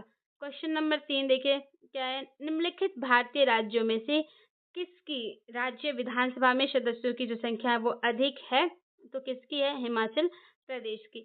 संविधान के भाग 6 में अनुच्छेद 168 से 212 तक क्या है, राज्यों के विधानमंडल का वर्णन किया गया है। तो अनुच्छेद 170 जो है उसके अनुसार प्रत्येक राज्य की विधानसभा उस राज्य में क्या है, प्रादेशिक निर्वाचन क्षेत्रों से प्रत्यक्ष निर्वाचन द्वारा चुने गए अधिकतम 500 तथा जो है न्यूनतम 60 सदस्यों से मिलकर बनेगी। क्या कहा गया है, जो विधानसभा है वो 60 सदस्यों से मिलकर बनेगी। और वर्तमान समय में सबसे छोटी विधानसभा केंद्र शासित प्रदेश जो है वो पुडुचेरी की है, जिसमें सिर्फ 30 ही हैं, जबकि राज्यों में सिक्किम 32, इसके साथ ही सबसे बड़ी विधानसभा उत्तर प्रदेश की, जिसमें जो कि 403 में है। उपयुक्त विकल्पों में अरुणाचल प्रदेश, मेघालय, मणिपुर की संख्या 60 जो है जो एक समान है, तथा हिमाचल प्रदेश 68 की संख्या सर्वाधिक है, अतः जो हमारा अभीष्ट उत्तर है वो बी ही होगा। क्वेश्चन नंबर 4 की बात करें, क्वेश्चन नंबर 4 देखिए क्या है, राज्य विधान परिषद के सदस्य निम्नलिखित में से किस श्रेणी से नहीं चुने जाते हैं। तो जो है उद्योगपति की श्रेणी से नहीं चुने जाते हैं। हम कई बार देखते भी हैं और सुनते भी हैं कि जो संविधान का अनुच्छेद 171 का खंड 3 है उसके प्रावधानों के तहत जो विधान परिषद है उसकी संरचना का उल्लेख किया गया है। तो इसमें जो 1/3 सदस्य है वो स्थानीय निकाय के द्वारा हो, 1/12 सदस्य न्यूनतम 3 वर्ष से लगातार स्नातकों द्वारा और 1/12 सदस्यों को न्यूनतम 3 वर्ष से अध्यापन कर रहे लोग चुनेंगे, जो माध्यमिक स्तर से निम्न स्तर के नहीं होने चाहिए। 1/3 सदस्यों को विधानसभा के सदस्यों द्वारा, शेष सदस्य को राज्यपाल द्वारा नामांकित किया जा सकता है। तो इसमें उद्योगपति की श्रेणी से राज्य विधान परिषद के सदस्य नहीं चुने जाते हैं। ये हमारा टॉपिक था और ये हमारा आंसर भी है। आगे बात करते हैं क्वेश्चन नंबर 5 की। क्वेश्चन नंबर 5 क्या है कि भारत के किसी राज्य की विधानसभा में अधिकतम कितने सदस्य हो सकते हैं। तो भारत के किसी राज्य की विधानसभा में जो अधिकतम सदस्य हैं वो 500 हो सकते हैं। संविधान का अनुच्छेद जो है 177 का खंड 1 उसके अनुसार प्रत्येक राज्य की विधानसभा उस राज्य में प्रादेशिक निर्वाचन क्षेत्रों से प्रत्यक्ष निर्वाचन द्वारा जो चुने गए 500 से अनधिक और 60 से जो अन्यून सदस्यों से मिलकर ही बनेगी। क्वेश्चन नंबर 6 की बात करें। क्वेश्चन नंबर 6 क्या है कि किसी राज्य में विधान परिषद की संरचना अथवा विघटन किया जा सकता है। किसी विधान परिषद की जो संरचना है उसका विघटन किया जा सकता है केंद्रीय संसद द्वारा। क्या है कि अनुच्छेद 169 के खंड 1 के अनुसार किसी राज्य में जो विधान परिषद है इसकी संरचना या विघटन का जो अधिकार है ये संसद को है, और संसद ऐसा तब कर सकेगा जब ऐसा प्रस्ताव राज्य विधानसभा की कुल सदस्य संख्या के बहुमत द्वारा उपस्थित और मतदान करने वाले सदस्यों की संख्या से कम 2/3 बहुमत पारित हो, तब किया जा सकेगा। क्वेश्चन नंबर 7 देखिए क्या है। क्वेश्चन नंबर 7 है, निम्नलिखित राज्यों में कहाँ विधान परिषद है। तो बात करते हैं कहाँ कहाँ विधान परिषद है, तो सिर्फ केवल बिहार में, क्योंकि यूपी में भी है और यहाँ ऑप्शन में यूपी नहीं है, इसलिए हम लोग बिहार लगाएंगे। देखिए, बिहार के साथ साथ 6 ऐसे राज्य हैं जहाँ पे विधान परिषद है। उनके बारे में बात करें तो अनुच्छेद 168 के खंड 1 के उपखंड क के अनुसार जो है वर्तमान में बिहार, महाराष्ट्र, कर्नाटक, उत्तर प्रदेश, आंध्र प्रदेश, तेलंगाना में विधान परिषद है। तो भारत के 6 राज्यों में क्या है, विधान परिषद है, और हमारे ऑप्शन में ये कोई भी राज्य हमें नहीं दिखते हैं, सिर्फ बिहार, इसलिए हम इसमें बिहार को टिक आउट करेंगे। अगला क्वेश्चन है, भारतीय संविधान के निम्नांकित अनुच्छेदों में से कौन राज्य की विधानसभाओं के निर्वाचन का प्रावधान प्रस्तुत करता है, तो अनुच्छेद 170। भारतीय संविधान का जो अनुच्छेद 170 है ये विधानसभाओं की संरचना, अनुच्छेद 176 राज्यपाल का विशेष अभिभाषण, और जो अनुच्छेद 178 है ये विधानसभा का अध्यक्ष और उपाध्यक्ष का प्रावधान करते हैं। तो ये जो है आर्टिकल्स बहुत महत्वपूर्ण है, आप इसको अच्छे से देखिएगा, रटिएगा, क्योंकि जो इम्पोर्टेंट होते हैं वो इम्पोर्टेंट होते हैं। यदि किसी राज्य की विधानसभा का अध्यक्ष पद त्यागना चाहे तो उसे अपना पद, जो जो अपना त्याग पत्र है किसको देगा।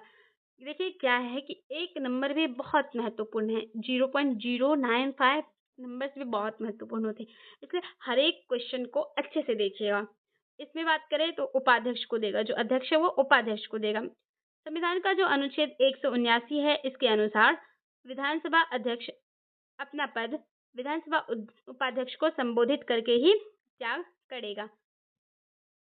क्वेश्चन नंबर 10 क्या है, राज्य की मंत्रिपरिषद सामूहिक तौर पर किसके प्रति उत्तरदायी है, तो ये किसके प्रति उत्तरदायी हैं, जो राज्य की मंत्रिपरिषद है वो विधानसभा के प्रति उत्तरदायी हैं। ठीक है, भारतीय संविधान का जो अनुच्छेद 164 का खंड 2 है उसके तहत जो मंत्रिपरिषद है वो राज्य की विधानसभा के प्रति सामूहिक रूप से उत्तरदायी होती है, क्योंकि इसी प्रकार जो केंद्र की मंत्रिपरिषद सामूहिक तौर पर लोकसभा के प्रति उत्तरदायी होती है। ऊपर से हम बात करते हैं कितनी बार आ चुके हैं, जो मंत्रिपरिषद है वो लोकसभा के प्रति उत्तरदायी होती है। अगला क्वेश्चन देखिए, अगला क्वेश्चन क्या है कि केंद्र शासित प्रदेश के मुख्यमंत्री जहां पर इस तरह का प्रावधान है किसके द्वारा नियुक्त किए जाते हैं, तो राष्ट्रपति के द्वारा नियुक्त किए जाते हैं।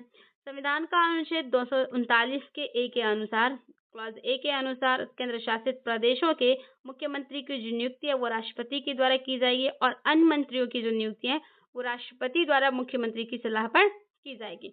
और मंत्री राष्ट्रपति के प्रसाद पर्यंत क्या करते हैं, अपने पद धारण करते हैं। कौन, जो उपराष्ट्रपति हैं और जो मंत्री हैं। अगला बात करते हैं, अगला हमारा टॉपिक क्या है, उच्च न्यायालय एवं अधीनस्थ न्यायालय। इससे बात करें क्वेश्चनों की तो देखिए क्या है, उच्च न्यायालय में न्यायाधीशों की संख्या निर्धारित करने का अधिकार किसके पास है, राष्ट्रपति के पास। प्रश्नगत जो हमारे पास विकल्प हैं तो राष्ट्रपति को उच्च न्यायालय के न्यायाधीशों की संख्या निर्धारित करने का अधिकार प्राप्त है, और अनुच्छेद जो 216 है उसके अनुसार प्रत्येक उच्च न्यायालय का जो मुख्य न्यायमूर्ति है और ऐसे अन्य न्यायाधीशों से मिलकर बनेगा, जिन्हें राष्ट्रपति समय समय पर क्या करेगा, नियुक्त करना आवश्यक समझेगा। क्वेश्चन नंबर 2 देखिए क्या है, क्वेश्चन नंबर 2 है कि एक उच्च न्यायालय का न्यायाधीश अपना त्यागपत्र संबोधित करता है। जो एक उच्च न्यायालय का न्यायाधीश है वो किसको करता है, राष्ट्रपति को। किसको, राष्ट्रपति को। बात करते हैं उच्च न्यायालय का न्यायाधीश अपने पद की शपथ लेने के बाद 62 वर्ष की, कितने वर्ष की आयु तक, 62 वर्ष की आयु तक अपने पद पर कार्यरत रहता है, और इससे पूर्व वह राष्ट्रपति को संबोधित करके अपने हस्ताक्षर युक्त पत्र द्वारा अपना पद क्या कर सकता है, त्याग कर सकता है। अनुच्छेद 217 का खंड 1 का उपखंड क है, साथ ही उससे सिद्ध कदाचार या असमर्थता के आधार पर संसद के दोनों सदनों द्वारा अलग अलग अपने कुल बहुमत से जो उपस्थित एवं मतदान करने वाले सदस्यों के 2/3 द्वारा पारित प्रस्ताव से राष्ट्रपति द्वारा क्या कर सकता है, पद मुक्त किया जा सकता है। ठीक है, क्वेश्चन नंबर 3 की बात करें क्या है कि किस उच्च न्यायालय ने यह फैसला दिया है कि एक ही बार में 3 बार तलाक कहने से तलाक होना गैर कानूनी है, तो जो है इलाहाबाद उच्च न्यायालय ने कहा है।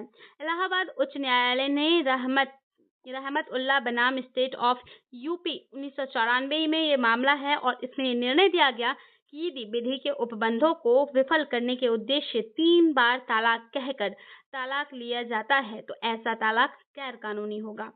ठीक है, क्वेश्चन नंबर 4 की बात करें, क्वेश्चन नंबर 4 क्या है कि निम्नलिखित उच्च न्यायालयों में कौन एक से अधिक राज्य या केंद्र शासित प्रदेश के लिए है?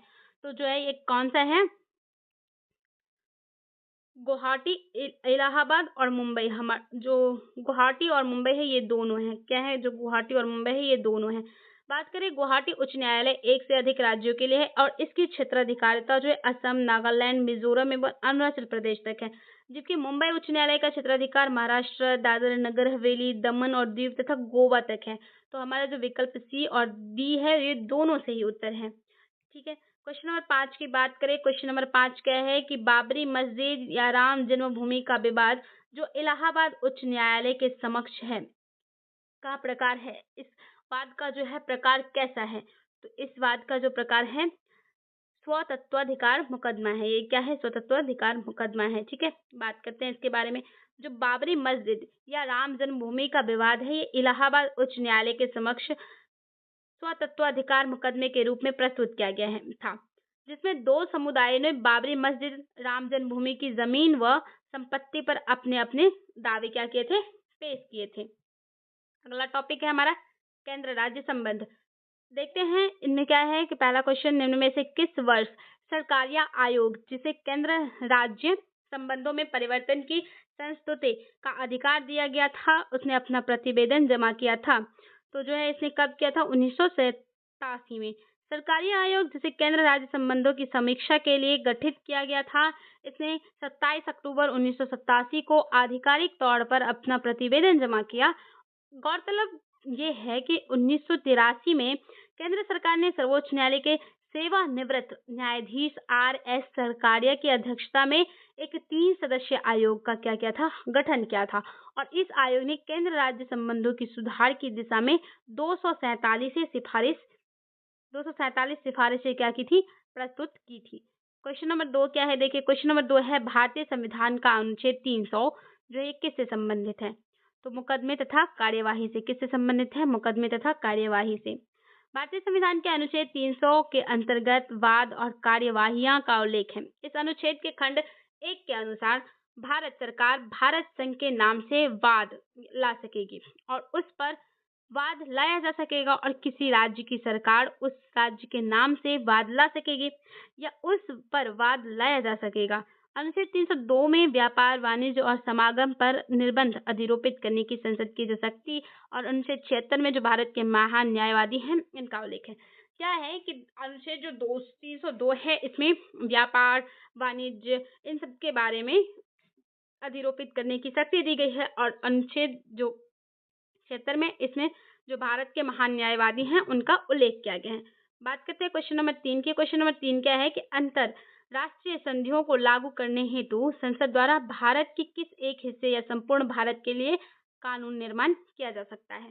तो जो है राज्य की सहमति के बिना। बात करते हैं संविधान के अनुच्छेद 253 के तहत अंतरराष्ट्रीय संधियों को लागू करने हेतु संसद को भारत की किसी एक हिस्से या संपूर्ण भारत के लिए कोई विधि बनाने की शक्ति क्या है? प्राप्त है संसद को। और इस शक्ति के तहत जो संसद है वो क्या कर सकती है? अंतर्राष्ट्रीय संधियों को प्रभावी बनाने हेतु राज्य सूची के विषय पर भी कानून का निर्माण कर सकती है तथा इस संदर्भ में किसी राज्य या राज्यों की सहमति की उन्हें आवश्यकता नहीं है संसदों को। ठीक है। बात करते हैं अगला टॉपिक हमारा है आपात उपबंध। इससे संबंधित क्वेश्चन को देखते हैं और अभी तक हमने बहुत सारे टॉपिक्स कवर कर लिए हैं और हमें उम्मीद है कि जो अधिकतर क्वेश्चंस हैं हमसे हमारे पढ़ाए हुए क्वेश्चन से जरूर टकराएंगे। बात करते हैं आपात उपबंध के बारे में। तो किस अनुच्छेद के अनुसार भारत के राष्ट्रपति द्वारा राष्ट्रीय आपातकाल की घोषणा की जा सकती है? तो बात करें अनुच्छेद 252 के तहत। अनुच्छेद 352 के तहत। अनुच्छेद 352 के तहत क्या है कि यदि राष्ट्रपति को इस बात का समाधान हो जाए कि गंभीर आपात स्थिति विद्यमान है या होने के निकट है जिसमें युद्ध, बाह्य आक्रमण, सशस्त्र विद्रोह के कारण जो है भारत या उसके किसी भाग में संकट पैदा हो सकता है, तो राष्ट्रपति राष्ट्रीय आपात की घोषणा कर सकते हैं। ध्यातव्य है कि मूल संविधान के अनुच्छेद 352 के आंतरिक शांति के स्थान पर 44वें संविधान संशोधन अधिनियम 1978 से सशस्त्र विद्रोह पर स्थापित किया गया है।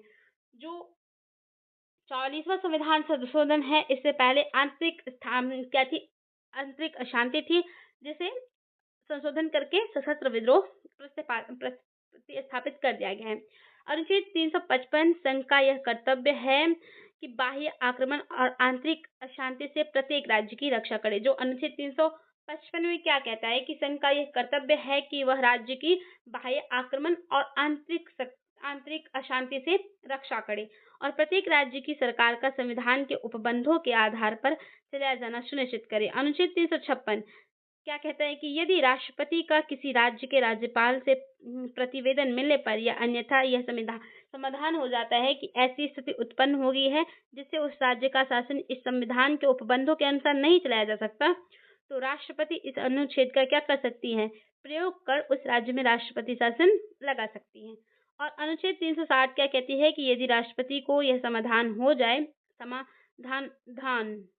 जाए कि ऐसी स्थिति पैदा हो गई है जिससे भारत या उसके किसी भाग का वित्तीय जो स्थायित्व है ये संकट में है, तो वह वित्तीय आपात की घोषणा भी कर सकता है। आगे देखिए अगला क्वेश्चन क्या है। राष्ट्रपति राष्ट्रीय आपातकाल की घोषणा कर सकता है। जो राष्ट्रपति है वो राष्ट्रीय आपात की घोषणा कब कर सकता है, जो कारण दिए गए हैं सभी के आधार पर। जब हथियार बंद विद्रोह के आधार पर ऐसा हो तब भी कर सकता है, बाह्य आक्रमण हो तब भी कर सकता है और युद्ध के आधार पर भी कर सकता है। ऊपर हमने अभी व्याख्या डिटेल से देखा है। बात करते हैं भारतीय संविधान का कौन सा अनुच्छेद जो है आपातकाल की घोषणा से संबंधित है। तो कौन सा अनुच्छेद, अनुच्छेद 352 जो है आपातकाल की घोषणा से संबंधित है। प्रायः किसकी सलाह पर राज्य में राष्ट्रपति शासन लागू किया जाता है, तो गवर्नर की सलाह पर राज्य में राष्ट्रपति शासन लागू किया जाता है। अनुच्छेद 356 के तहत राज्य में राष्ट्रपति शासन गवर्नर की सलाह पर राष्ट्रपति द्वारा लागू किया जाता है। इस अनुच्छेद के अनुसार यदि राष्ट्रपति का किसी राज्य के राज्यपाल से प्रतिवेदन मिले या अन्यथा यह उन्हें ज्ञात हो जाए कि ऐसी स्थिति उत्पन्न हो गई है जिससे राष्ट्र में क्या हो सकता है, आंतरिक या बाह्य, तो इसमें क्या कर सकते हैं, उस राज्य का शासन इस संविधान के उपबंधों के अनुसार नहीं चलाया जा सकता, तो राष्ट्रपति उद्घोषणा द्वारा उस राज्य की सरकार के सभी या कोई कृत्य या शक्तियों अपने हाथ में ले सकता है और हो सकता है तो राष्ट्रपति शासन भी लगा सकता है। क्वेश्चन नंबर 5 देखिए क्या है कि किसी वित्तीय आपातकाल की स्थिति में जो अनुच्छेद 360 है इसको लागू करने का परिणाम कौन सा है, तो कौन सा सही है, इसका जो परिणाम है क्या हो सकता है, बात करें तो आप इसके बारे में देख लीजिएगा कौन सा परिणाम सही रहेगा नहीं रहेगा। आगे हम लोग बात करते हैं अगले क्वेश्चन की। देखिए हम इसका व्याख्यान देख लेते हैं। क्या है कि भारतीय संविधान के अनुच्छेद 360 के अंतर्गत जो है राष्ट्रपति द्वारा वित्तीय आपातकाल लगाए जाने का प्रावधान है। वित्तीय आपातकाल लगाए जाने की स्थिति में जो अनुच्छेद 360 का खंड 4 है इसके तहत कुछ परिणाम हो सकते हैं, जैसे कि देखिए 360 के खंड 4 के उपखंड 1 के तहत राष्ट्रपति राज्यों को राज्य मामलों के संबंध में सेवारत सभी या किसी वर्ग के कर्मचारियों के वेतन और भत्ते कम करने का आदेश दे सकते हैं। दूसरा क्या है कि अनुच्छेद 360 का जो 4 खंड है उसका जो उपखंड बी है उसके तहत राष्ट्रपति उच्चतम न्यायालय और उच्च न्यायालयों के न्यायाधीश के साथ साथ संघीय मामलों में के संबंध में भी क्या कर सकता है, सेवारत सभी या किसी वर्ग के कर्मचारियों के वेतन और भत्ते को कम करने का आदेश दे सकते हैं। हो सकता है ऐसा हो। अनुच्छेद 360 का खंड 4 का उपखंड 1 ए जो है इसके तहत राज्य विधानमंडल द्वारा पारित होने के बाद धन विधेयक या अन्य वित्तीय विधेयक राष्ट्रपति के विचारार्थ आरक्षित किए जा सकते हैं। अतः प्रश्नगत कथन 1, 3 और 4 सही है, जबकि कथन 2 क्या है, सही नहीं है। बात करें क्वेश्चन नंबर 6 की। क्वेश्चन नंबर 6 क्या है कि प्रथमतः आपात स्थिति की घोषणा कितने समय काल के लिए सीमित की जा सकती है, तो ये कितने समय सीमा के लिए, सिर्फ 6 महीने के लिए। आपातकालीन प्रावधान जो है भारत के संविधान के भाग 18 में अनुच्छेद 352 से 60 तक निहित है। यदि आपातकाल की उद्घोषणा के दोनों सदनों द्वारा अनुमोदित कर दिया जाए तो आपातकाल 6 महीने तक जारी रहता है और प्रत्येक 6 महीने के लिए संसद की स्वीकृति के साथ साथ अनिश्चित काल तक ये क्या कर सकता है, बढ़ाया जा सकता है। आगे बात करें हम लोग, अगला हमारा टॉपिक क्या है, वित्त आयोग। बात है क्या चीज, देखिए क्या क्वेश्चन क्या है, भारत के वित्त आयोग के संदर्भ में निम्नलिखित कथनों पर विचार करें। तो विचार करते हैं, आइए। वित्त आयोग एक क्या है, संवैधानिक निकाय है। ये क्या है, गलत है। वित्त आयोग एक संवैधानिक निकाय नहीं है। संविधान के अनुच्छेद 280 के तहत वित्त आयोग स्थापित किया गया था, बात सही है, ये सही है कथन जो है हमारा कथन। और क्या है, वित्त आयोग द्वारा की गई सिफारिश प्रकृति में केवल सलाहकारी है, ये भी सही है। और पहला वित्त आयोग 1950 में स्थापित किया गया था, ये गलत है। तो हमारा जो राइट ऑप्शन है 2, 3 है। संविधान का अनुच्छेद 280 क्या कहता है, प्रत्येक 5 वर्ष के अंतराल पर राष्ट्रपति द्वारा एक वित्त आयोग के गठन का प्रावधान करता है। यह एक संवैधानिक संस्था है। इसके अध्यक्ष एवं सदस्यों की नियुक्ति राष्ट्रपति द्वारा की जाती है। इसका मुख्य कार्य संघ और राज्य के बीच करों से क्या है, शुद्ध आगमों के वितरण के बारे में और राज्यों के बीच ऐसे आगमों के आवंटन के तरीके के संबंध में राष्ट्रपति को सिफारिश प्रस्तुत करना है। तो वित्त आयोग द्वारा की गई सिफारिशें प्रकृति में क्या हो सकती है, सलाहकारी हो सकती है। और वित्त आयोग द्वारा भारत की समेकित निधि से राज्यों के राजस्व में सहायता अनुदानों के लिए शासित करने वाले सिद्धांतों की भी अनुशंसा कर सकते हैं। यह अपनी रिपोर्ट राष्ट्रपति को सौंपता है। और ज्ञातव्य है कि जो पहला वित्त आयोग है इसका गठन केसी नियोगी के अध्यक्षता में 22 नवंबर 1951 को किया गया था। ठीक है, बात करें यहाँ पे जो है क्या है, सांविधिक। तो ये सांविधिक नहीं बल्कि क्या है, संवैधानिक निकाय है। ठीक है, कंफ्यूज नहीं होना है।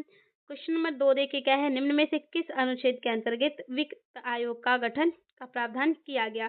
अनुच्छेद 280 के तहत केंद्र एवं राज्यों के मध्य कर राजस्व के वितरण पर सिफारिश देने के लिए संविधान के अनुच्छेद 280 के तहत राष्ट्रपति द्वारा वित्त आयोग का गठन किया जाता है। और क्वेश्चन नंबर 3 देखिए क्या है कि भारत में संघीय वित्त आयोग संबंध रखता है किसी राज्य एवं केंद्र के बीच वित्त से। भारत में संघीय वित्त आयोग जो है ये राज्यों एवं केंद्रों के बीच वित्त से संबंध रखता है। और वह दोनों के मध्य कर एवं अनुदान के बारे में विभाजन के सिद्धांत के बारे में क्या करता है, हमें सुझाव देता है। क्वेश्चन नंबर 4 देखिए क्या है, क्वेश्चन नंबर 4 है भारत में वित्त आयोग का प्राथमिक कार्य है क्या है। भारत में वित्त आयोग का प्राथमिक कार्य क्या है। तो भारत में वित्त आयोग का जो प्राथमिक कार्य है केंद्र और राज्यों के मध्य राजस्व का बंटवारा करना। संविधान का अनुच्छेद 280 राष्ट्रपति द्वारा प्रत्येक 5 वर्ष के अंतराल पर आवश्यकता अनुसार या उससे पहले क्या हो सकता है, वित्त आयोग के गठन का प्रावधान करता है।